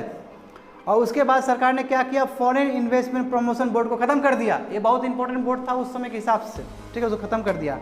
Companies already weakened by adverse import competitiveness became easy targets for foreign investors. अब बोला है कि इंपोर्ट कम्पिटेटिवनेस की वजह से, क्यों, क्योंकि क्या बताया तुम लोग को, इन्वर्टेड ड्यूटीज़ के बारे में बताए थे बाबू तुम लोग को, कि जो पहला जो प्रोडक्ट है, जो इनपुट है, उसी पे ज़्यादा टैक्स देना पड़ रहा है as compare to final product. जब ऐसा हो जाएगा तो जो डोमेस्टिक तुम्हारा जो कंपटीटर है, डोमेस्टिक वाला, वो तो ख़त्म हो जाएगा। अब जब ख़त्म हो गया तो चाइना देख रहा है इस चीज़ को, बाहर का कंट्री, वो ख़त्म हो गया, इन्वेस्ट कर दो इसके ऊपर। अब इसके ऊपर इन्वेस्ट कर दिए तो उसका लायबिलिटी बढ़ा कि नहीं बढ़ा, हमारे ऊपर प्रेशर बढ़ेगा। तो यही बोला जा रहा है, देखो कि जो कंपनीज़ है जो कि एडवर्स इंपोर्ट कम्पिटेटिवनेस वजह से झुक गया, कम हो गया है, ख़त्म हो गया है, वो इजी टारगेट बन जाता है फॉरेन इन्वेस्टर्स का, वहाँ तुरंत लगा देता है। क्यों, क्योंकि सिस्टम तो है ही, इंफ्रास्ट्रक्चर तो है ही, उसको ठीक कर देगा और वहाँ से पैसा कमाएंगे। और इंडिया का हाथ में कुछ नहीं बचता है, क्यों, क्योंकि पैसा जो आएगा वो चला जाएगा बाहर। ड्रेन ऑफ वेल्थ थ्योरी याद कर लो, यही वाला चीज़ हो रहा है यहाँ पे भी।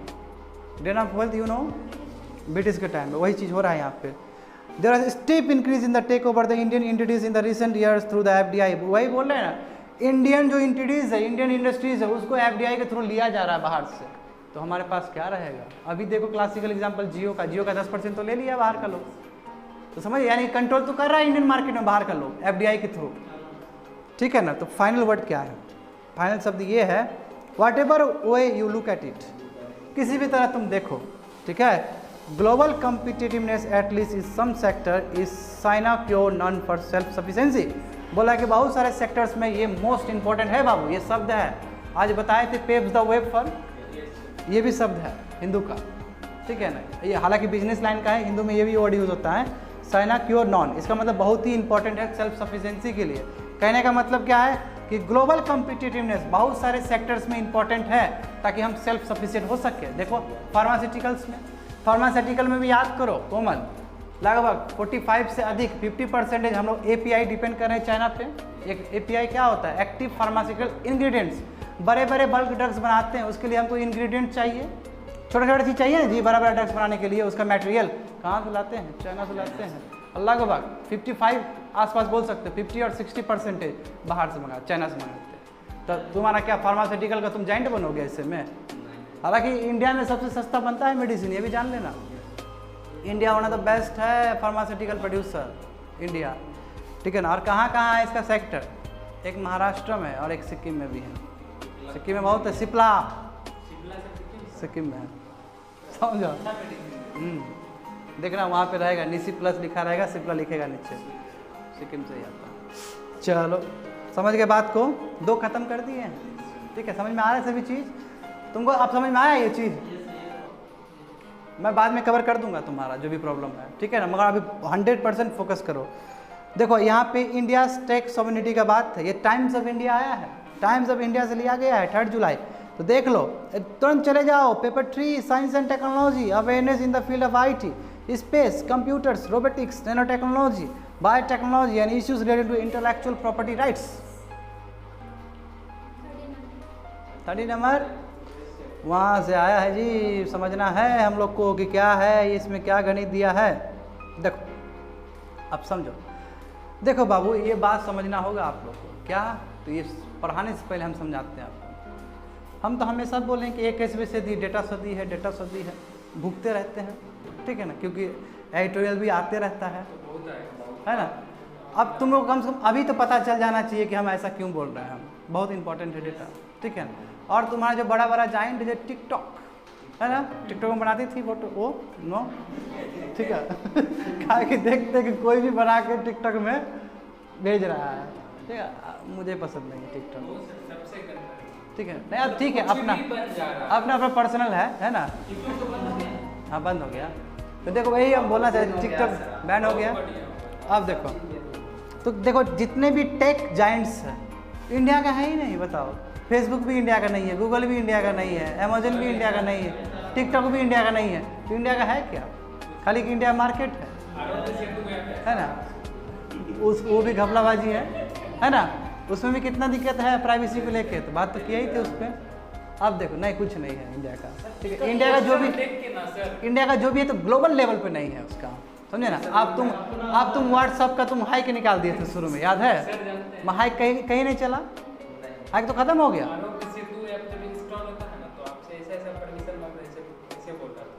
आप चाहते हैं कि भारत हेल्दी कंट्री बने, यस या नो? कौन सर नहीं चाहेगा कि नहीं? जब हम पूछ के इस तरह का क्वेश्चन, साइकोलॉजी पे खेल रहा है तुमको, और कुछ नहीं। देखो बात समझते हैं, ठीक है, ज़्यादा नहीं जा सकते हैं, ठीक है ना, टाइम बीत जाएगा, ठीक है। देखो तो बात समझे कि जो टेक्नोलॉजी है इसको बोलते हैं टेक्नो जाइंट्स, ठीक है, हमारे इंडिया में नहीं है। तो अब समझो इस बात को क्यों मैं बोल रहा हूँ। Based on China national intelligence law, ठीक है, every technology company in the country is under legal obligation to assist and cooperate with state intelligence. देखो हमेशा हम पहले भी करंट अफेयर्स पढ़ाए हैं, तुम लोग न्यू हो, ये तुमको जानते हो, तो ये बताए थे कि चाइना हमेशा स्टीलिंग ऑफ टेक्नोलॉजी के नाम पे आता है, यानी कि चुरा लेता है टेक्नोलॉजी को, चाइना कॉपी कर लेता है, कॉपी करने में बहुत महारत हासिल है।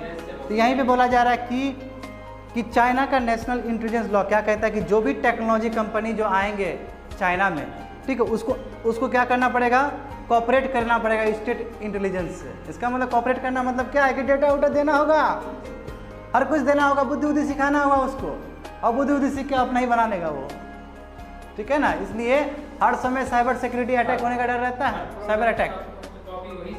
हाँ क्यों? प्रोटोटाइप कॉपी कर लेते, देखते हो कितना जुगाड़ कॉपी मिलना शुरू है, ठीक है। अब देखो क्या है, according to China cyber security law, जो चाइना का जो साइबर सिक्योरिटी लॉ है उसमें क्या दिया है, all companies must accept supervision from the government. हर एक कंपनी जो तुम्हारा चाइना में रहेगा उसको स्वीकार करना पड़ेगा गवर्नमेंट का इंटरवेंशन, गवर्नमेंट का सुपरविजन, यानी कि गवर्नमेंट से ऊपर कोई नहीं जा सकता है, कोई प्राइवेसी का बात नहीं है, सब सरकार से आपको वो करना पड़ेगा, साझा करना पड़ेगा। इसका मतलब क्या हुआ? इसका मतलब यही हुआ ना कि आज मान लो कि गूगल, ठीक है, गूगल तो नहीं चलता है, मगर गूगल मान लो कि तुम्हारा चाइना में है और मेरा इंडियन डेटा चला गया, क्योंकि गूगल हम यूज़ कर रहे हैं, तो मेरा इंडिया वाला भी तो डेटा चला जाएगा ना वहाँ पे। क्यों? क्योंकि क्या बोला कि हर एक कंपनी जो ऑपरेट कर रही है वहाँ का गवर्नमेंट के साथ सुपरविजन करना पड़ेगा, यानी कि सभी चीज़ देखना होगा, सभी कुछ शेयर करना पड़ेगा, यानी कि बैठे बैठे कंट्रोल कर लेगा वर्ल्ड को वो, उसका पॉलिसी ऐसा है, उसका लॉ ही ऐसा है उस देश में। समझे बात को?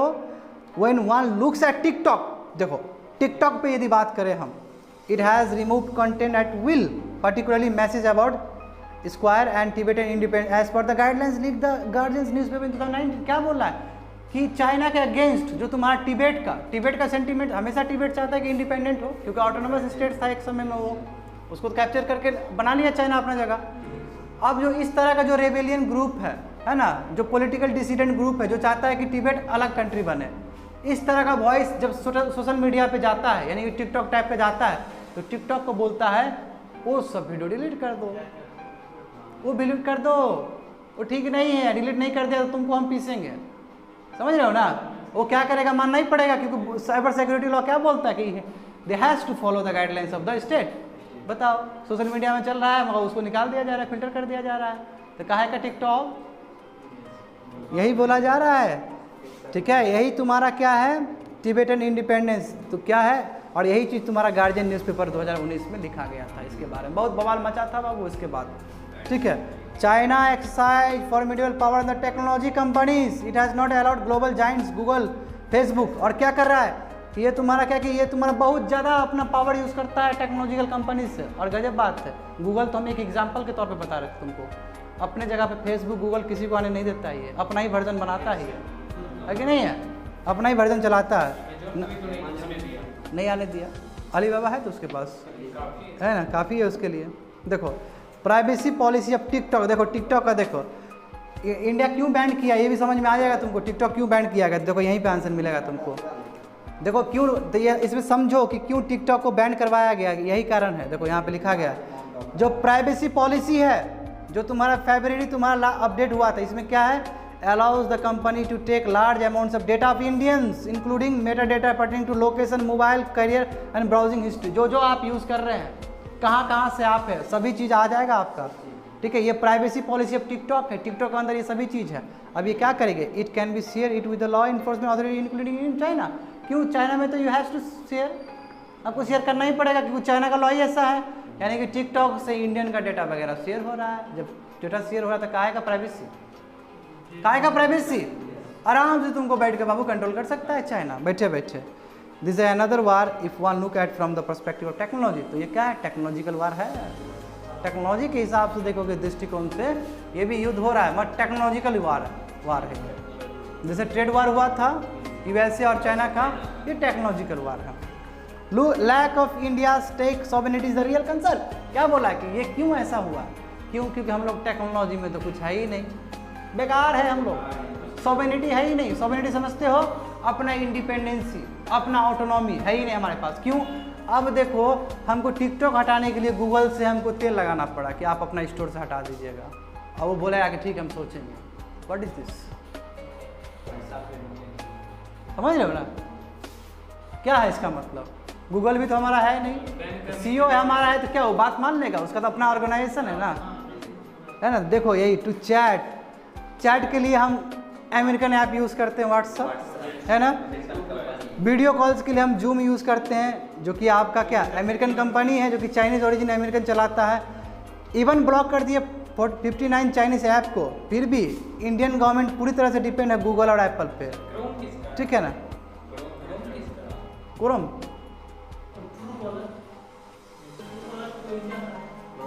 नहीं, क्रोम यूएस का ही होगा मे बी, देख लेना, चेक कर लेना। ठीक है ना, चेक कर लेना, उसका ही होना चाहिए। ट्रू कलर क्या बोल रहे हो, ये बहुत बड़ा चीज़ नहीं हुआ। ट्रू कलर तो बहुत लेवल पे यार, बहुत इजी है ट्रू कलर बनना, कोई बड़ी बात थोड़ी है। 50 लोग ट्रू कलर होगा तुम्हारा। फेसबुक देखो एक ही है ना, उसका बात आता है ना, अमेजन एक ही है, उसका बात ट्रू कलर क्या कुछ नहीं है। ये तो इंग्लिश डिक्शनरी वाला बात हो गया है ना, ये तो इंग्लिश डिक्शनरी वाला बात हो गया कि तुम देखो गूगल उसमें प्ले स्टोर में तुमको 20 वो 40 वो मिल जाएगा यार, है कि नहीं है। उसका बात बड़ा करो। ठीक है, तो इसमें इंडिया बना भी ले तो कोई बड़ी बात नहीं। अब तुम फिर बोलोगे भारत ये आरोग्य सेतु सर इंडिया का ही है, तो हम कैसे कंपेयर कर रहे हैं। ये तो तुम कंपेयर कर रहे हो कि नर्सरी का बच्चा को तुम यूपीएससी का वो कलेक्टर से कंपेयर कर रहे हो, इस लेवल का कंपेरिजन हो गया, समझ रहे हो ना, इस लेवल का कंपेयर है कि नहीं। सोचो गूगल समझते हो, गूगल बहुत ऊपर है यार, है ना। हाँ गूगल ही है, यूट्यूब भी बहुत तकड़ा है। यूट्यूब तो यार एक अलग दुनिया है। हाँ फेसबुक और वो भी देखो और व्हाट्सअप। नंबर पे सर ज़्यादा यूज ये हो रहा है व्हाट्सअप नहीं सर ये चलो एनीवे क्लाउड ओ क्लाउड अच्छा अच्छा क्लाउड भी हाँ सही बोले गूगल ड्राइव से हाँ गूगल ड्राइव यूज़ होता है क्यों क्योंकि स्टोरेज के लिए सही है हाँ चलो अब 3 मिशन अब बोल रहा है कि ठीक है आप टेक्नोलॉजी में पीछे हैं मगर रास्ता है आपके पास प्रॉब्लम है तो सोल्यूशन तो है ही ज़रूर है ना। तो देखिए आप क्या करिए आप बहुत सारा चीज़ में आपको काम करना होगा जैसे कि सोलर और बैटरी एनर्जी में यदि जानते हो तुम लोग तो याद करो हम बताए थे कि सोलर पैनल्स पे ह्यूजली डिपेंडेंट है चाइना पे पहले आई बताया गया है। अब देखो इसमें क्या बोला जाएगा our market makes it possible for India to be the best in the world. हमारा जो इतना बड़ा मार्केट है मार्केट का जो साइज है हम इसमें बहुत अच्छे से खड़े उतर सकते हैं सोलर और बैटरी को मैन्युफैक्चरिंग में ठीक है।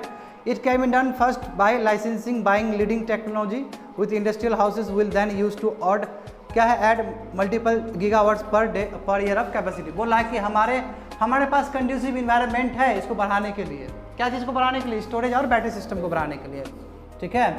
देखो जो ब्लूप्रिंट है ट्रांसफॉर्मिंग एक्सपेंडिचर इनटू कैपेसिटी ठीक है रिसर्च एंड डेवलपमेंट ये हो सकता है यानी कहने का मतलब क्या है कि India specially solar and battery energy में आगे बढ़ सकता है। क्यों देखो सोलर एनर्जी काफ़ी बढ़ा है हमारे कंट्री में 2015 भुगते रहता हूँ मैं है कि नहीं है क्योंकि सोलर मॉडल्स काफ़ी बढ़ा है हमारे कंट्री में। तो इंडिया कम से कम मार्केट के हिसाब से देखा जाए तो यहाँ पे यदि हम लोग स्टार्टअप वगैरह क्रिएट कर दिए स्टार्टअप क्या है नए नए कंपनी को हम इनकरेज कर देते हैं उसको एंजल इन्वेस्टमेंट देके उसको वेंचर इन्वेस्टमेंट देके यानी कि अलग अलग प्रोत्साहन देके क्या कर सकते हैं हम लोग इस क्षेत्र में खींच सकते हैं। जैसे कि एग्जांपल है कि इंडिया यदि आत्मनिर्भर होना चाहता है तो उसको एनर्जी सेल्फ रिलायंस होना होगा। एनर्जी सेल्फ रिलायंस मतलब क्या कि बाहर से जो हम लोग इराक से लाते हैं तेल वगैरह वो कंट्रोल करना चाहिए। क्यों क्योंकि पूरा कंट्री तो एनर्जी से ही चलता है ना। यदि मान लो कि मिडल ईस्ट में याद करो 1980 का दशक मिडल ईस्ट में घटना क्या हुआ क्या से क्या बीत गया यहाँ पे इंडिया में। तो ये जरूरी है कि हम सेल्फ रिलायंस हो किस में एनर्जी में। तो क्या है बैटरी क्या एनर्जी है कि नहीं है इलेक्ट्रिसिटी देगा तुमको हाँ पंखा तुम बस अपने लिए सोचते हो ना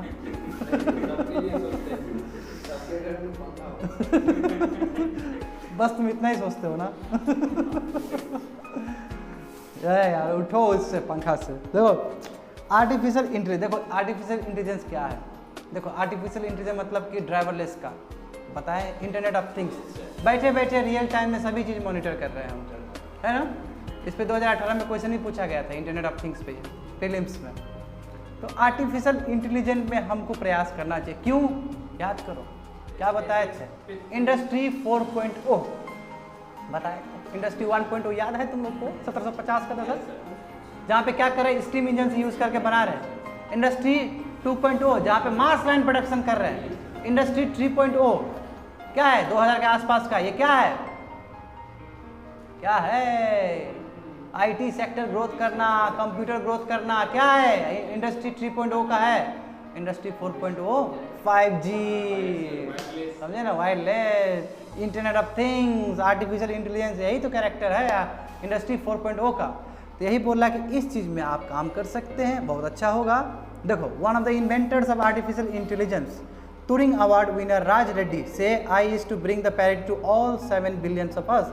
क्या बोल रहा है कि देखो ये नहीं समझो ये वर्ड है ये इंपॉर्टेंट नहीं है समझने का मतलब क्या कि आर्टिफिशियल इंटेलिजेंस आने वाले समय में बजवर्ड होगा बहुत ही इंपॉर्टेंट होगा क्रिएट करने के लिए। जो कंट्री आर्टिफिशियल इंटेलिजेंस में आगे बढ़ गया वो कंट्री आगे बढ़ जाएगा। जैसे तुम्हारा चाइना देखो चाइना 5G है वर्ल्ड में फेमस है चाइना का हुआई है ना। अब कोविड के वजह से उसको रोक दिया गया है काम नहीं दिया जाओ भागो तुम यहाँ से तुम्हारा ही कंट्री है सबको कोविड दिया है 5G वाला।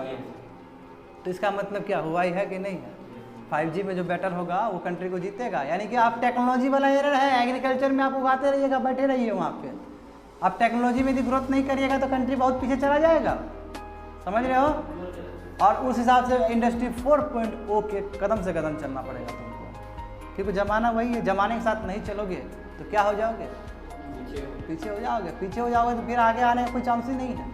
एग्जाम्पल देखो बिहार स्टेट और गुजरात स्टेट दोनों एक साथ खड़ा हुआ था गुजरात बहुत आगे भाग गया और बिहार बहुत पीछे चला गया। यही है सबको मिलता है बराबर का सबको बराबर का मिलता है अधिकार आगे फलने और फूलने का कोई अपॉर्चुनिटी को ग्रैब करता है तो बहुत आगे बढ़ जाता है, कोई नहीं करता है तो झाल बजा के बैठता है वहाँ पे। समझ रहे हो ना? तुमको नहीं बजाना है झाल, तुमको नहीं बजाना है जी। सुमन तुमको बोल रहे हैं, हर समय प्रयास करना चाहिए बेटर होने का।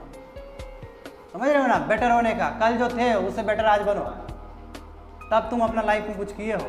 नहीं तो कल भी झाल बजा रहे थे, आज भी झाल बजा रहे हो तो बाबू कल भी बजाओगे, जो बात है। All that serves India's civilizational ethos of include will a huge leap forward। इसका मतलब क्या है? यदि आप आर्टिफिशियल इंटेलिजेंस पे बात करेंगे तो आने वाले समय में जो नीड है, रिक्वायरमेंट है, उसको फुलफिल कर पाएंगे। इसका एसेंस का मतलब ये है। अब समझ गए कि 3 मिशंस है जिसके लिए हम सेल्फ रिलायंस हो सकते हैं, यानी कि अपने ऊपर डिपेंडेंट हो सकते हैं, आत्मनिर्भर हो सकते हैं। पहला क्या है कि सोलर और बैटरी एनर्जी में हम प्रगति कर सकते हैं। दूसरा आर्टिफिशियल इंटेलिजेंस में, यानी कि इंडस्ट्री 4.0 में अपना हाथ दमखम दिखा सकते हैं। Third one that is your consumer electronics. देखो इलेक्ट्रॉनिक्स आया कि नहीं आया, जिसमें आप चाइना पे इतना डिपेंडेंट हो, आपको बनाना होगा, अब तो बिल्कुल बनाना होगा। तो इसमें देखो क्या बोला गया है कि यदि हम लोग स्मार्टफोन्स देखें या टेलीविज़न देखें, इसमें जो प्रोसेसर्स आते हैं, सेंट्रल प्रोसेसर आते हैं, तो क्या बोलते हैं हम लोग, system on a chip, SoC, इस तरह का डिज़ाइन होना चाहिए।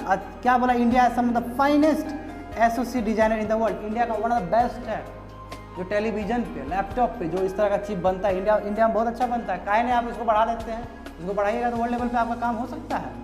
ठीक है, इसको काम करिए। बोला है कि जैसे आत्मनिर्भर ग्रैंड चैलेंज जो है, ये क्या करे, इस पे काम करे और इंडियन स्मार्टफोन्स भी नए नए इनोवेशंस के साथ आए। जैसे कि आपका ओप्पो आता है ना, लावा है, बहुत तरह का है फ़ोन।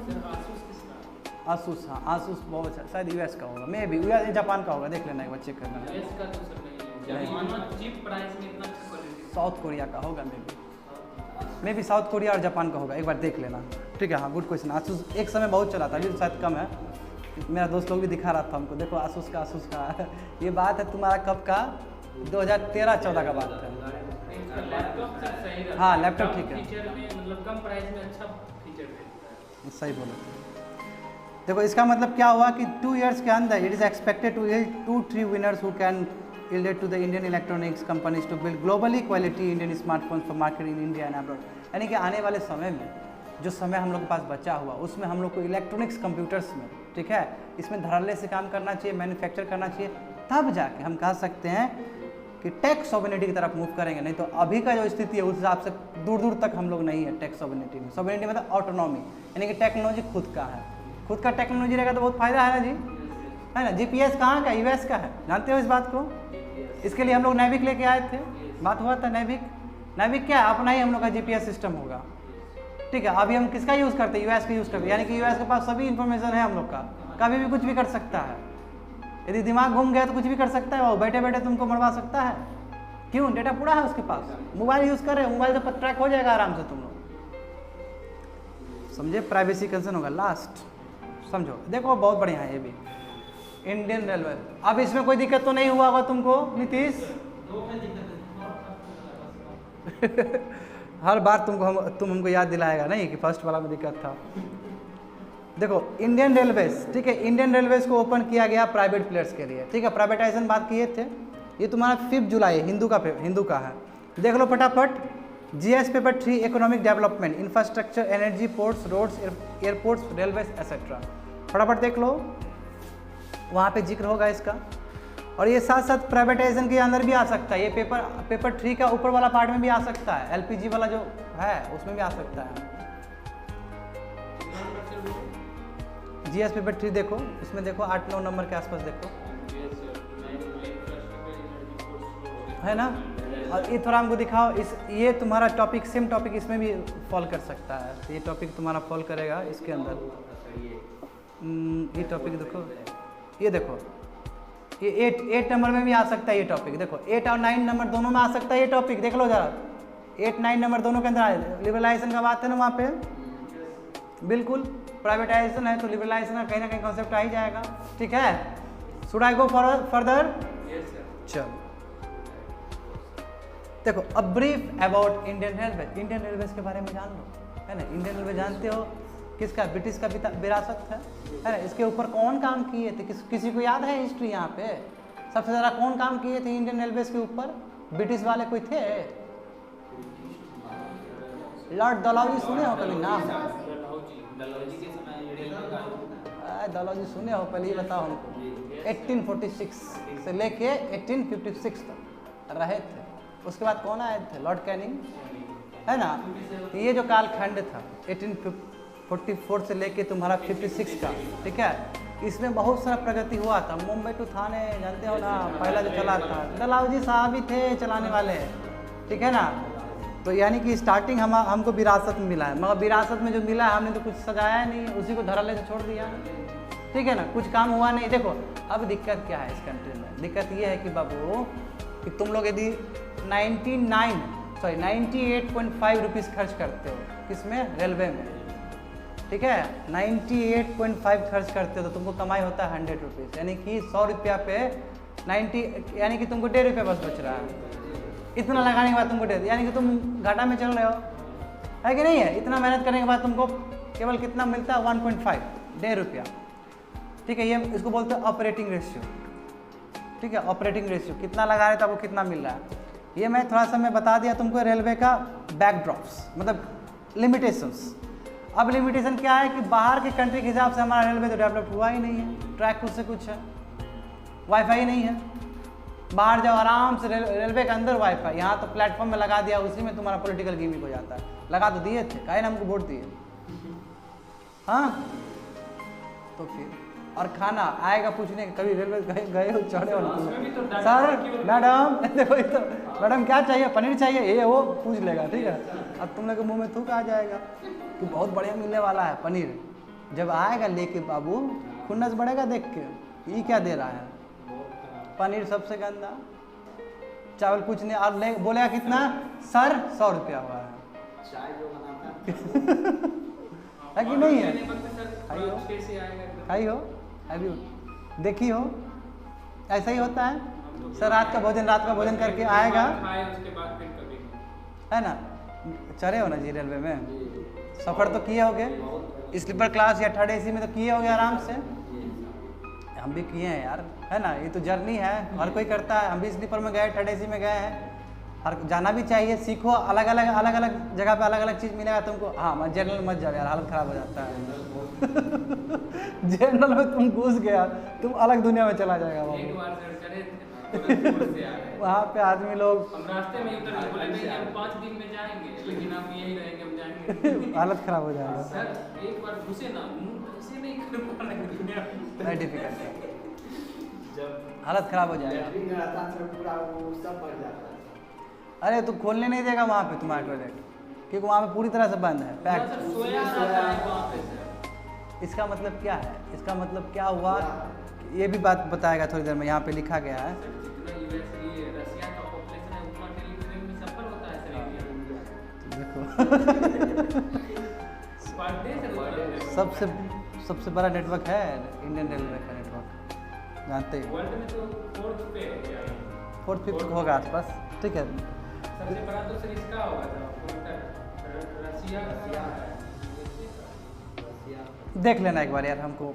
रसिया का सबसे बड़ा सर ट्रांस साइबेरियन, हाँ वो सब साइबेरियन, हाँ। मगर जो मैं बोल रहा हूँ कि डिपेंडेंट एम्प्लॉयज़ वो तो एशिया का सबसे ऊपर है रेलवे, जो एम्प्लॉयज़ लोग डिपेंडेंट है एक ऑर्गेनाइजेशन में, इसलिए तो रेलवे को अलग से प्रायोरिटी मिलता है। इसलिए पहले देखो मोदी जी आने से पहले रेलवे के लिए अलग बजट मिलता था, है कि नहीं? क्यों रेलवे को अलग बजट मिल रहा है? क्योंकि इंपॉर्टेंस है इसका। और मोदी जी क्या किए? ये तो कमाने वाला ऑपरेटिंग रेशियो इसका बहुत कम है, इसलिए क्या बोले कि इसको ज़रूरत नहीं अलग बजट में, मेन बजट में इसको इंक्लूड कर दीजिए। तो मोदी जी आके बहुत सारा रिफॉर्म्स किए थे। अकवर्थ कमेटी याद है तुमको? नहीं याद है? 1920 के आसपास आया था ये कमेटी। यही कमेटी पहली बार बोला कि जनरल बजट से रेलवे बजट अलग होना चाहिए। अकवर्थ आदमी का नाम है, मैं बताऊंगा जब रेलवे के बारे में बताऊंगा तुम्हारा हिस्ट्री, तो अकवर्थ कमेटी का भी पहला नाम आता है, ठीक है। ये थोड़ा हिस्ट्री जान लिए रेलवे के बारे में। अब जानो कि इश्यूज़ क्या है। इश्यूज़ देखो, इसमें क्या बोला जा रहा है कि रेलवे क्या one of the largest organisation है कंट्री का, ठीक है। Not only operating passenger train and freight train but also social institution like hospital and school. बिल्कुल, हॉस्पिटल एंड स्कूल्स भी डिपेंडेंट है। क्यों कनेक्ट करेगा वहाँ पे जाके? रेलवे क्या है, इतना बड़ा नेटवर्क है कि तुमको कहीं से कहीं कनेक्ट कर देगा, ठीक है। बहुत ज़्यादा इंपॉर्टेंट है रेलवे। यदि हम लोग वर्ल्ड बैंक डेटा ले तो 2018 में इंडिया के पास कितना तुम्हारा रूट है, यानी कि लगभग 70,000 रूट किलोमीटर ऑफ रेलवेज है, इतना है तुम्हारा 70,000 के आसपास। It is among the 4 largest rail network in the world, समझ गए ना, 4th है, ठीक है, along with USA, China and Russia, ठीक है, यूएसए ऊपर है, नेटवर्क एरिया में होगा। हाँ ये, मगर तुम एम्प्लॉयज़ का बात करो तो इंडिया नंबर 1 आता है रेलवे में। रिसेंट डिसीजन बाय इंडियन, अब देखो इंडिया ने क्या डिसीजन लिया है, देखो अब हुआ क्या कि अब प्राइवेटाइजेशन किया है, बिल्कुल बिल्कुल, देखो अब प्राइवेटाइजेशन कैसे किया है, देखो government invited bids for private operators for 151 number of train to be operated over 109 routes, यानी कि लगभग 100 से ज़्यादा रूट्स पे लगभग 151 या 150 नंबर ऑफ ट्रेन चलेंगे, और ये हम प्राइवेट प्लेयर्स को सौंप दिए। क्यों, देखो प्राइवेट प्लेयर्स आएगा तो टेक्नोलॉजी लेके आएगा, नए तरीके लेके आएंगे। हाँ ये मानते, देखो अब होता क्या कि बहुत सारा कंजक्शन है यहाँ पे इंडिया में, देख तभी तो जनरल में चढ़ के जाता है लोग, है ना। बहुत सारा चीज़ है, जैसे कि अगर लेट होता है तो आप पूछिए, हाँ, टैक्स देना पड़ता है। बिल्कुल बिल्कुल, ये तुम्हारा है, जैसे कि तुम्हारा ये चला, जैसे कि तुम्हारा ये चला था, तुम्हारा ये बताएंगे तुम्हारा तेजस, बिल्कुल बिल्कुल, तेजस जो एक्सप्रेस है तुम्हारा 2 रूट में चल रहा है, तो उसमें क्या है कि यदि लेट हो गया तो तुमको मिल जाएगा तुरंत रुपया मिल जाएगा, बिल्कुल सही बोल रहे हो। इससे सर एक प्रॉब्लम है ना, इससे क्या होगा कि जो जनरल ट्रेन है ये पब्लिक सेक्टर का है, फिर उसको रोक दिया जाएगा, कैसे इसको निकालना है, तो हम लोग जो और लेट चल रहे हैं और लेट होंगे, कुछ नहीं कर सकते। सिंपल सी बात है कि राजधानी देखो, है ना, वो तो उसके अंदर ही आता है, राजधानी भी चलता है तो बाकी लोग उसको देते हैं, वो तो प्रायोरिटी मिलता है क्योंकि उसमें पैसा ह्यूज मनी एक्सपेक्ट किया आता है। हाँ तो वो कंसर्न रखेगा, बिल्कुल। तुरंत और लेट कर हाँ देगा। ये सही बोल रहे हो, अब कोई उपाय नहीं है तुम्हारे पास, क्योंकि रूट तो तुम्हारे पास वही है। दूसरा काम ये कर सकते हो कि रूट को बदलने, देखो यहाँ बोला गया ना कि 109 रूट पे बनाना आसान नहीं है, नेटवर्क है, बहुत बड़ा नेटवर्क है, ठीक है। तो नितिन गडकरी इसके ऊपर काम कर रहे हैं, ऐसा नहीं कि काम नहीं हो रहा है, इस पर बहुत काम हो रहा है। मोदी गवर्नमेंट के अंदर रूट के ऊपर काफ़ी काम हुआ था, डबलिंग है ना, क्वाड्रिलिंग वर्ड लिखाए थे, इस पर काम हुआ है। तो देखो क्या है कि लगभग 150 नंबर ऑफ ट्रेन को प्राइवेटाइज कर देंगे और ये लगभग 110 रूट पे चलेंगे, लगभग पे बात करते हैं, ठीक है।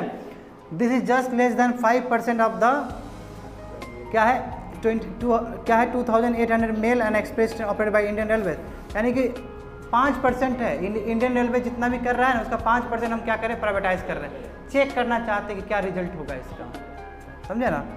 तो क्या है, समझ गए कि 109 रूट्स पे होगा और 12 क्लस्टर्स को अपॉइंट किया जाएगा, आइडेंटिफाई 12 क्लस्टर मतलब अलग अलग जगह, समझे ना। कुछ दिल्ली का हो सकता है, कुछ मुंबई का हो सकता है, कुछ बंगाल का हो सकता है, ये क्लस्टर्स डेवलपमेंट है, अलग अलग जगह।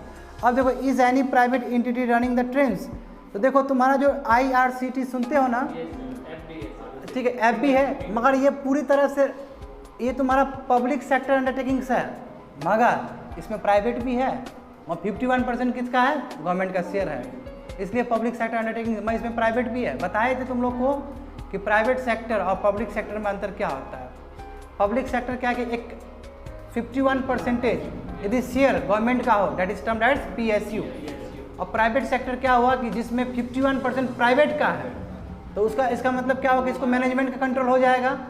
IRCTC इसमें क्या है, ये PSU है, पब्लिक सेक्टर अंडरटेकिंग्स है, समझ गए। अब ये समझो, तो इसलिए ये भी प्राइवेट एंटिटी इसके अंदर है, इसलिए बोला गया है वहाँ पे। देखो ये क्या करता है, IRCT in which the government has the majority share holding, बोले ना मेजोरिटी है, 51 से ज़्यादा है। इस running operation in new Delhi, Lucknow, Mumbai, Ahmedabad sectors, ये सभी को संभालता है IRCTC। These are the first trains allowed to be run by the non-railway operator, non railway operator है IRCTC, समझ लेना, ठीक है। तो आप बताओ IRCTC क्या कर रहा है, तुम्हारा न्यू दिल्ली, लखनऊ का कॉरिडोर देख रहा है, मुंबई और अहमदाबाद का सेक्टर देख, जबकि ये क्या है तुम्हारा नॉन रेलवे ऑपरेटर है, रेलवे का ऑपरेटर नहीं है, मगर कर रहा है। क्यों, इसका मतलब क्या हुआ, रुक जाओ, इसका मतलब क्या हुआ, प्राइवेट प्लेयर्स को यहाँ पे दे रहे हैं, यानी कि इंडिया में पहले भी दिया गया है, वही किसको दिया गया, IRCTC को दिया गया। हाँ आप पूछो। हाँ, देखो इधर से कनेक्ट होगा, इधर और इधर कनेक्ट होगा, ठीक है, वही रूट लिया है। हाँ ठीक है, यही तुम्हारा गोल्डन कॉरिडोर बोलते हैं, ठीक है। देखो what are the modalities, modalities क्या क्या क्या नया चीज़ होगा, कंसेशन, जो प्राइवेट प्लेयर्स आ रहे हैं उसके लिए क्या रूल्स एंड रेगुलेशंस होंगे। तो प्राइवेट ऑपरेटर क्या होगा, 35 साल के लिए काम करेगा, कंसेशन पीरियड है तुम्हारा 35 साल के लिए, और इन्वेस्टमेंट इससे कितना इन्वेस्टमेंट होने का चांस है, 30,000 करोड़ हो सकता है, ठीक है। कंपनीज हैव टू पे फिक्स्ड चार्ज फॉर पाथ। अब देखो चूंकि इंफ्रास्ट्रक्चर को यूज़ कर रहा है ना कंपनी, उसको हम क्या दे दिए, उसको हम रेलवे प्लेटफॉर्म भी दे दिए, हाँ उसको हम पानी वाला सैनिटेशन वाला भी दे दिए। इसका मतलब आपको चार्ज देना होगा। प्राइवेट प्लेयर को तो हम तो इतना इंफ्रास्ट्रक्चर दे दिए, ट्रैक भी दे दिए, है ना। उसको रेलवे का बुकी खरीदना है, रेलवे का डब्बा खरीदेगा वो, ठीक है, रेलवे से, रेलवे सेक्टर से, रेलवे मिनिस्ट्री से वो रेलवे का डिब्बा खरीदेगा। मगर हम तो रूट तो हम दे ही रहे हैं, हम रेलवे प्लेटफॉर्म भी दे रहे हैं और भी बहुत सारा इंफ्रास्ट्रक्चर दे रहे हैं, उसके लिए तो चार्ज देना पड़ेगा ना आपको। वही बोल रहा है कि चार्ज देना पड़ेगा, क्यों, स्टेशन है, रेलवे इंफ्रास्ट्रक्चर है और इलेक्ट्रिसिटी जो कंज्यूम्ड होगा यू हैव टू पे। इन एडिशन, उसके साथ साथ, ठीक है, they will share certain part of revenue with the railway based on which bidding will take place. जब बिडिंग होगा इसका, जब बोले बिडिंग समझते हो, जब ऑक्शन टाइप का होगा कि कौन प्लेयर खरीदना चाहता है, जो ज़्यादा पैसा में खरीदना चाहेगा वो पहले आएगा, उसको प्रायोरिटी फर्स्ट दिया जाएगा।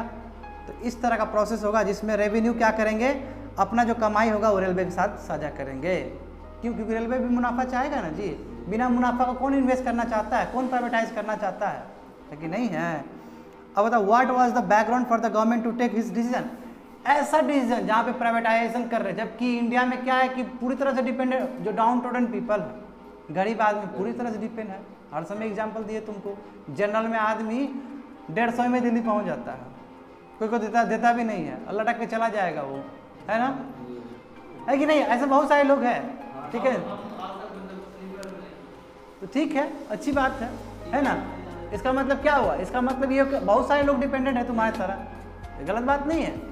इंडिया में नॉर्म ऑफ द डे है, ठीक है ना। बाहर निकलोगे देखोगे तो तुमसे भी नीचे लेवल पर लोग मिलेंगे तुमको, तुम तो बहुत अच्छे स्टेटस पे हो, समझ रहे हो ना। कंपटीशन है बाबू, यहाँ पे हर जगह कंपटीशन है। मगर ये डिसीजन जो प्राइवेटाइजेशन कर रहे हैं 109 रूट पे, ठीक है, लगभग 151 ट्रेन के लिए, इसका कारण क्या है, इसका डिसीजन आप ऐसा क्यों ले रहे हैं, तो इसका समझो बात को। देखो, several committees have gone into the expansion and modernisation of Indian railways. बहुत सारे कमिटीज़ भारत में जो रेलवेज़ के लिए बने थे, वो बोले थे कि एक्सपांड करना बहुत ज़रूरी है और इंडियन रेलवेज़ को मॉडर्नाइज करना ज़रूरी है, नहीं तो बहुत पीछे चला जाएगा, वर्ल्ड लेवल के हिसाब से काम नहीं हो रहा है इसमें। दूसरा देखो, बहुत इंपॉर्टेंट, विवेक देवराई कमेटी बहुत इंपॉर्टेंट है। 2015 में एक रिकमेंडेशन दिए थे, क्या दिए थे कि लिबरलाइजेशन बहुत होना जरूरी है, मगर प्राइवेटाइजेशन नहीं। मगर देखो गवर्नमेंट यहाँ पर उल्टा काम कर दिया, प्राइवेटाइजेशन कर दिया। ये लिबरलाइजेशन का बात करा, लिबरलाइजेशन में प्राइवेटाइजेशन में अंतर है। लिबरलाइजेशन मतलब क्या, ट्रेड बैरियर खत्म करना, प्राइवेटाइजेशन मतलब क्या होगा, ओनरशिप खरीदना।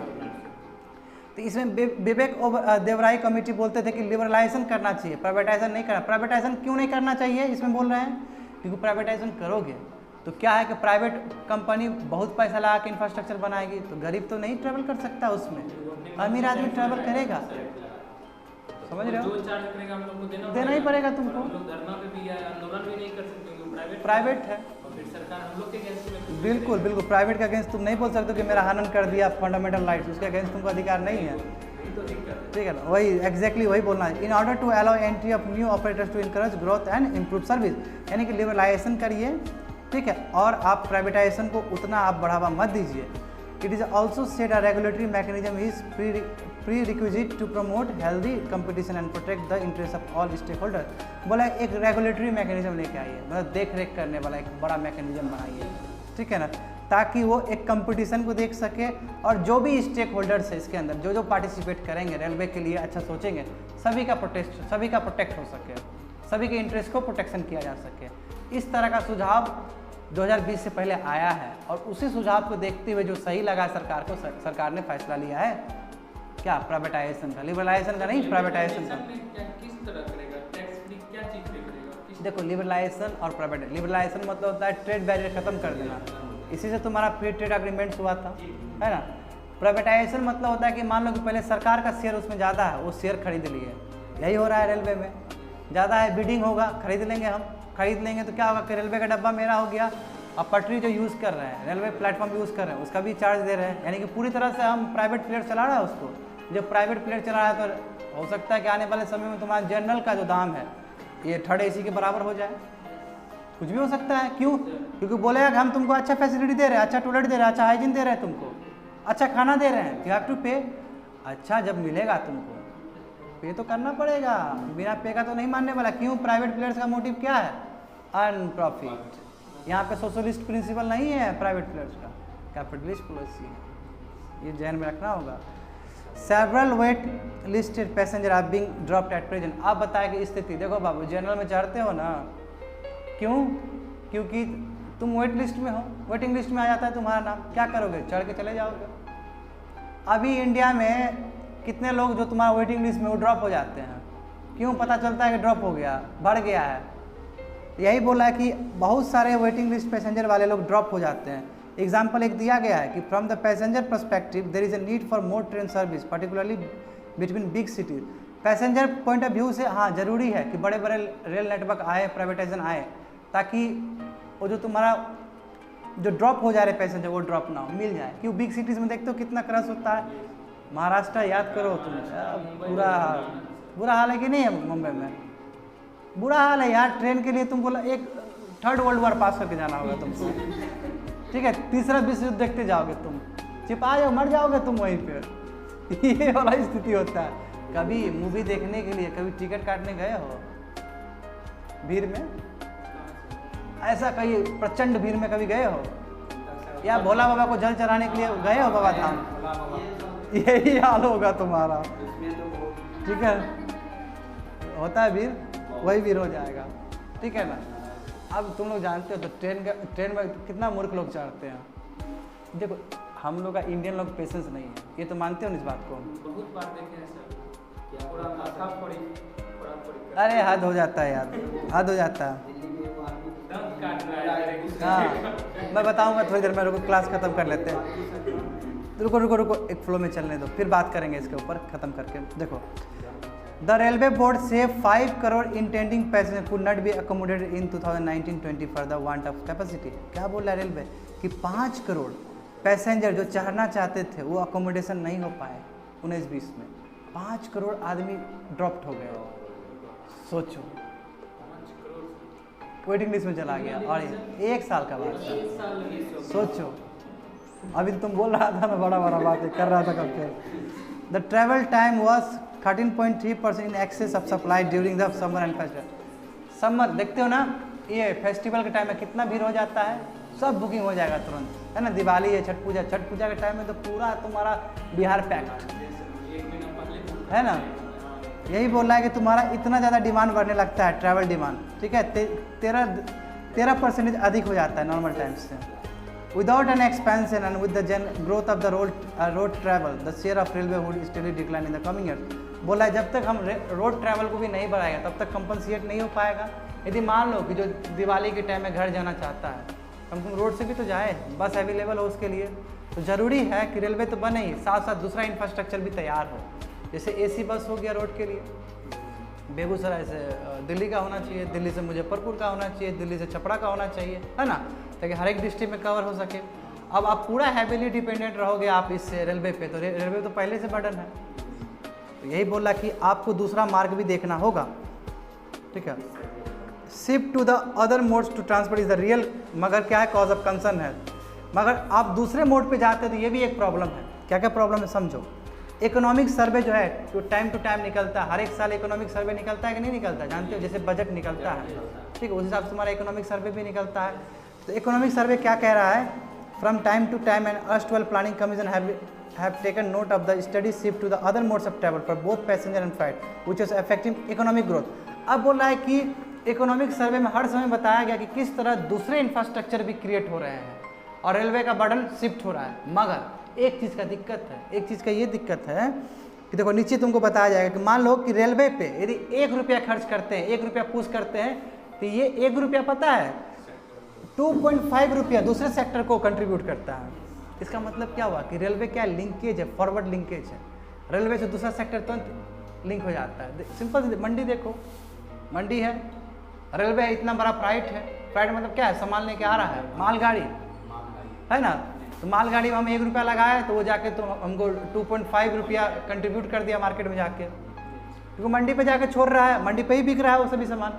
तो यानी कि आप रेलवे को इग्नोर नहीं कर सकते। भले ही आप रोड बना दो, रोड इंफ्रास्ट्रक्चर बना दो, भले ही आप एरोप्लेन वाला बना दो, ठीक है ना, इंफ्रास्ट्रक्चर बना दो, आप रेलवे को रिप्लेस नहीं कर सकते हैं। कितना इंपॉर्टेंट है रेलवे। विवेक देवराई कमेटी, वही 2015 का, ठीक है। ये क्या कहते हैं, the railway is significant to take the make in India objective forward. जो मेक इन इंडिया प्रोग्राम है ना मोदी जी का, उसको आगे बढ़ाने के लिए रेलवे सबसे इम्पोर्टेंट है। क्यों? बड़ा बड़ा चीज़ चाहिए, फ्राइट ट्रेन क्या है, मालगाड़ी। माल क्या तुमको लगता है कि छोटा मार्सन में जाएगा? मालगाड़ी में देखो कितना सामान भर के आता है, तो कितना सिग्निफिकेंट है इकोनॉमिक एक्टिविटीज़ के लिए रेलवे। सब तो वही चाहता है। कोल देखो, कोल तो पूरा भरा रहता है, कोयला चोरी कितना होता है जानते हो इस पे भी, है ना? गैंग्स ऑफ वासेपुर देखे हो है ना? झारखंड को हर साल जो ट्रेन मिलता है ना, वो मिनरल्स को एक स्टेट से दूसरे स्टेट भेजने के चढ़ने के लिए नहीं मिलता है, मिनरल्स के लिए मिलता है। रिच है वो, कुदरत का देन है यार, बहुत बढ़िया है। The committee also noted that the passenger are willing to pay more if they guarantee better quality of travel and ease of access. ये कमेटी, विवेक देवराई कमेटी क्या बोलती है कि पैसेंजर पैसा देने के लिए तैयार है यदि उसको सर्विस ठीक से मिले, ट्रैवल ठीक से, बिल्कुल देगा। एसी बस मिलेगा तो काहे नहीं ज़्यादा देगा पैसा। यदि मान लो कि सिंपल बस में उसको चढ़ा दिए, है ना, उसको बोले कि एसी बस है, यू हैव टू पे 200 मोर, ऑब्वियसली देगा, है ना। यदि बोल दिया कि जनरल में आपका ये देखना पड़ेगा, हाँ आप 200 अधिक दोगे तो आपको हम स्लीपर में दे देंगे, हाँ आई विल पे। तो क्या है कि पैसेंजर भी इतना मूर्ख नहीं है, पैसेंजर भी पे करेगा, मैं उसके लिए आपको क्वालिटी देना होगा, क्वालिटी ऑफ सर्विस प्रोवाइड करना होगा, ठीक है।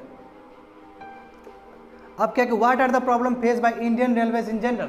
इंडियन रेलवे जो है क्या क्या प्रॉब्लम फेस कर रही है, देखो प्रॉब्लम क्या है, cross subsidisation is the real problem. क्या है क्रॉस सब्सिडाइजेशन? जनरल में इतना सस्ता है, एसी में जाओ इतना महंगा है, क्या है यही जगह तो क्रॉस सब्सिडाइजेशन बोलते हैं कि वो वाला पैसा यहाँ पे दे रहा है। अब फर्स्ट एसी में जाओगे ना बाबू, वो महंगा पड़ेगा एज कम्पेयर टू फ्लाइट।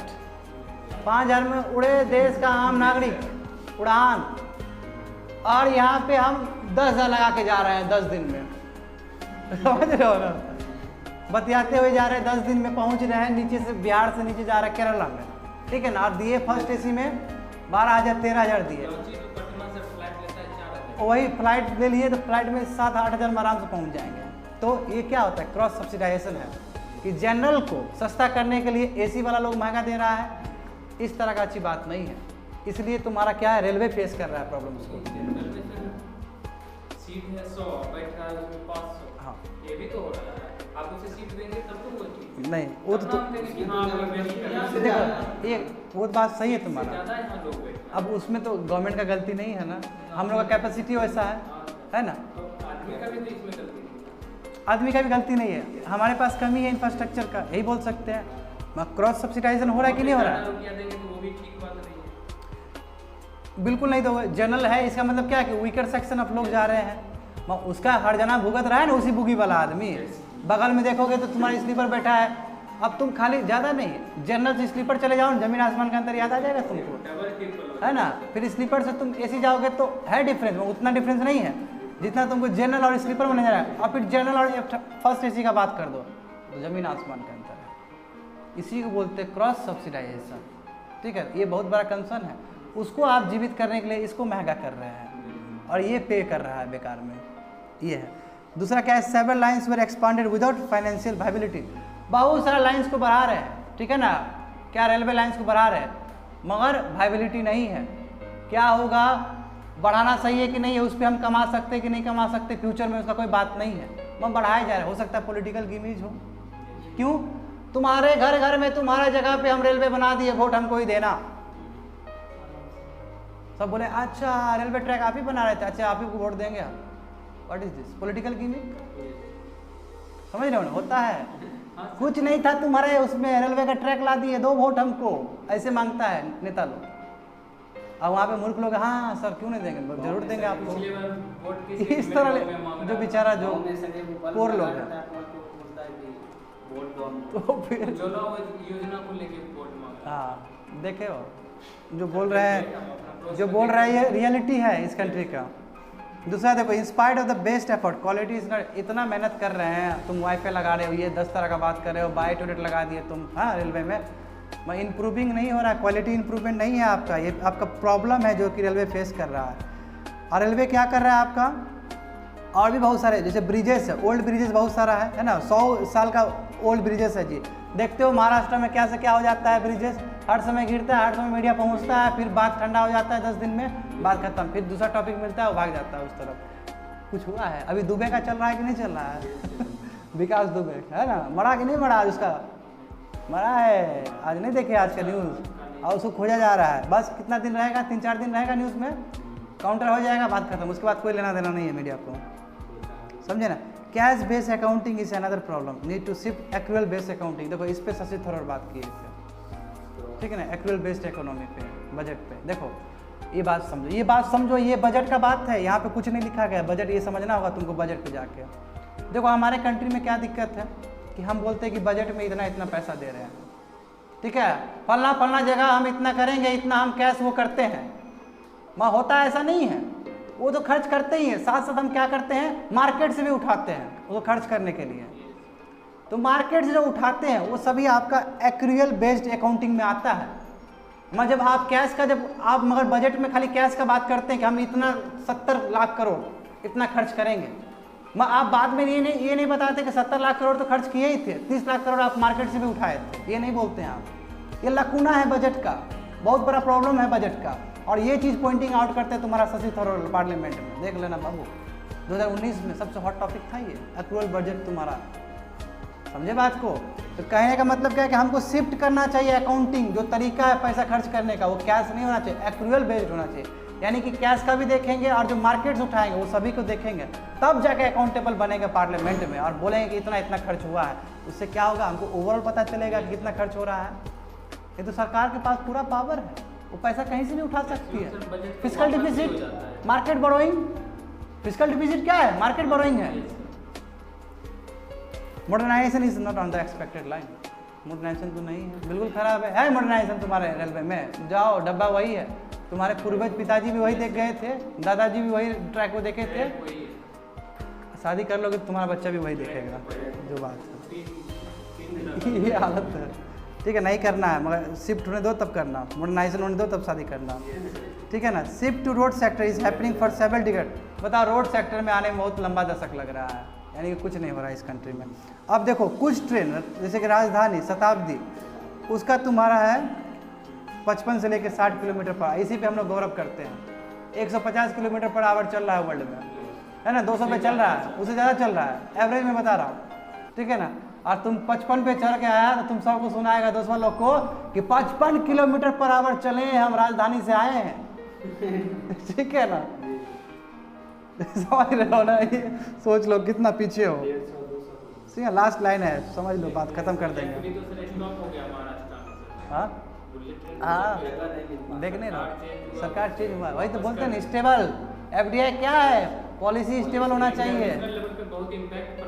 पड़ेगा, बिल्कुल पड़ेगा, बिल्कुल पड़ेगा। मैंने इस चीज़ के बारे में डिस्कस किया है, लिबरलाइजेशन में सरकार का पॉलिसी किस तरह काम आता है। स्ट्रॉन्ग इंडिया, देखो लास्ट लाइन है, खत्म, कंक्लूड कर देंगे इसको। देखो स्ट्रॉन्ग इंडिपेंडेंट रेगुलेटर बहुत ज़रूरी है रेलवे को देखने के लिए, ठीक है। चाहो से देखो, लास्ट लाइन है, खत्म कर देते हैं। There are passenger who can pay more when high end on board service are given. यदि उसको सर्विस सही से मिले तो पे कर सकता है पैसेंजर, पहले भी बात हो चुका है। दूसरा देखो, this huge assets are created with taxpayer money, correct बात है, and government has to explain how much the government is getting in return for utilisation of the assets by the private sector. Private sector से जो पैसा मिलेगा, कितना मिलेगा, ये एक आंसरेबल है, पार्लियामेंट में ये बात करना चाहिए। क्यों? क्योंकि आखिर रेलवे जो चल रहा है वो तो पूरा पैसा पब्लिक मनी के हिसाब से चल रहा है, और प्राइवेट सेक्टर जिस हिसाब से सरकार को पैसा देगी वो बताना चाहिए। किसको? पब्लिक को बताना चाहिए, क्योंकि पब्लिक का ही पैसा का मोबिलाइजेशन है। The government in March notified the resolution to set up a railway development authority. March में, इसी मार्च में बोला था कि रेल डेवलपमेंट अथॉरिटी बनाएगा। वो क्या होगा? एक रिकमेंडेटरी या एडवाइजरी बॉडी होगा जो एडवाइस करेगा गवर्नमेंट को, कंपटीशन किस तरह रेलवे में आना चाहिए, किस तरह प्रोडक्टिविटी एफिशिएंसी बढ़ना चाहिए, किस तरह इकोनॉमी बढ़ना चाहिए, और किस तरह कंज्यूमर इंटरेस्ट, जो रेलवे में जो यात्रीगण होंगे उसके इंटरेस्ट में क्या क्या काम करना चाहिए, क्या क्या होना चाहिए, इसके लिए हम एक अथॉरिटी बनाएंगे। मार्च 2020 में फैसला लिया गया था। और ये क्या है? ऑर्गेनाइजेशन का नाम या बॉडी का नाम क्या है? Rail development authority. Last line खत्म कर देंगे। The present decision has to be viewed as a pilot program to test the waters for the future liberalization of several operation with monolithic Indian Railways। कितना बढ़िया line दिया है, monolithic, एक pillar पे खड़ा जो इंडियन रेलवे आर्मी है, क्या उसको तोड़ देगा? ये फैसला लेगा आज का डिसीजन। लिखने वाले का देखते हो, अंदाज देखते हो, मोनोलिथिक, एक जो लाइन का, एक पत्थर का जो इंडियन रेलवे, क्या उसमें वाटर आएंगे? देखा वाटर्स, देखा टू टेस्ट द वाटर्स, टूट जाएगा क्या? समझ रहे हो? तो ऐसा पढ़ के मज़ा आता कि नहीं आता? इसमें बच्चे पढ़े थे युगेंद्र यादव की कार्ड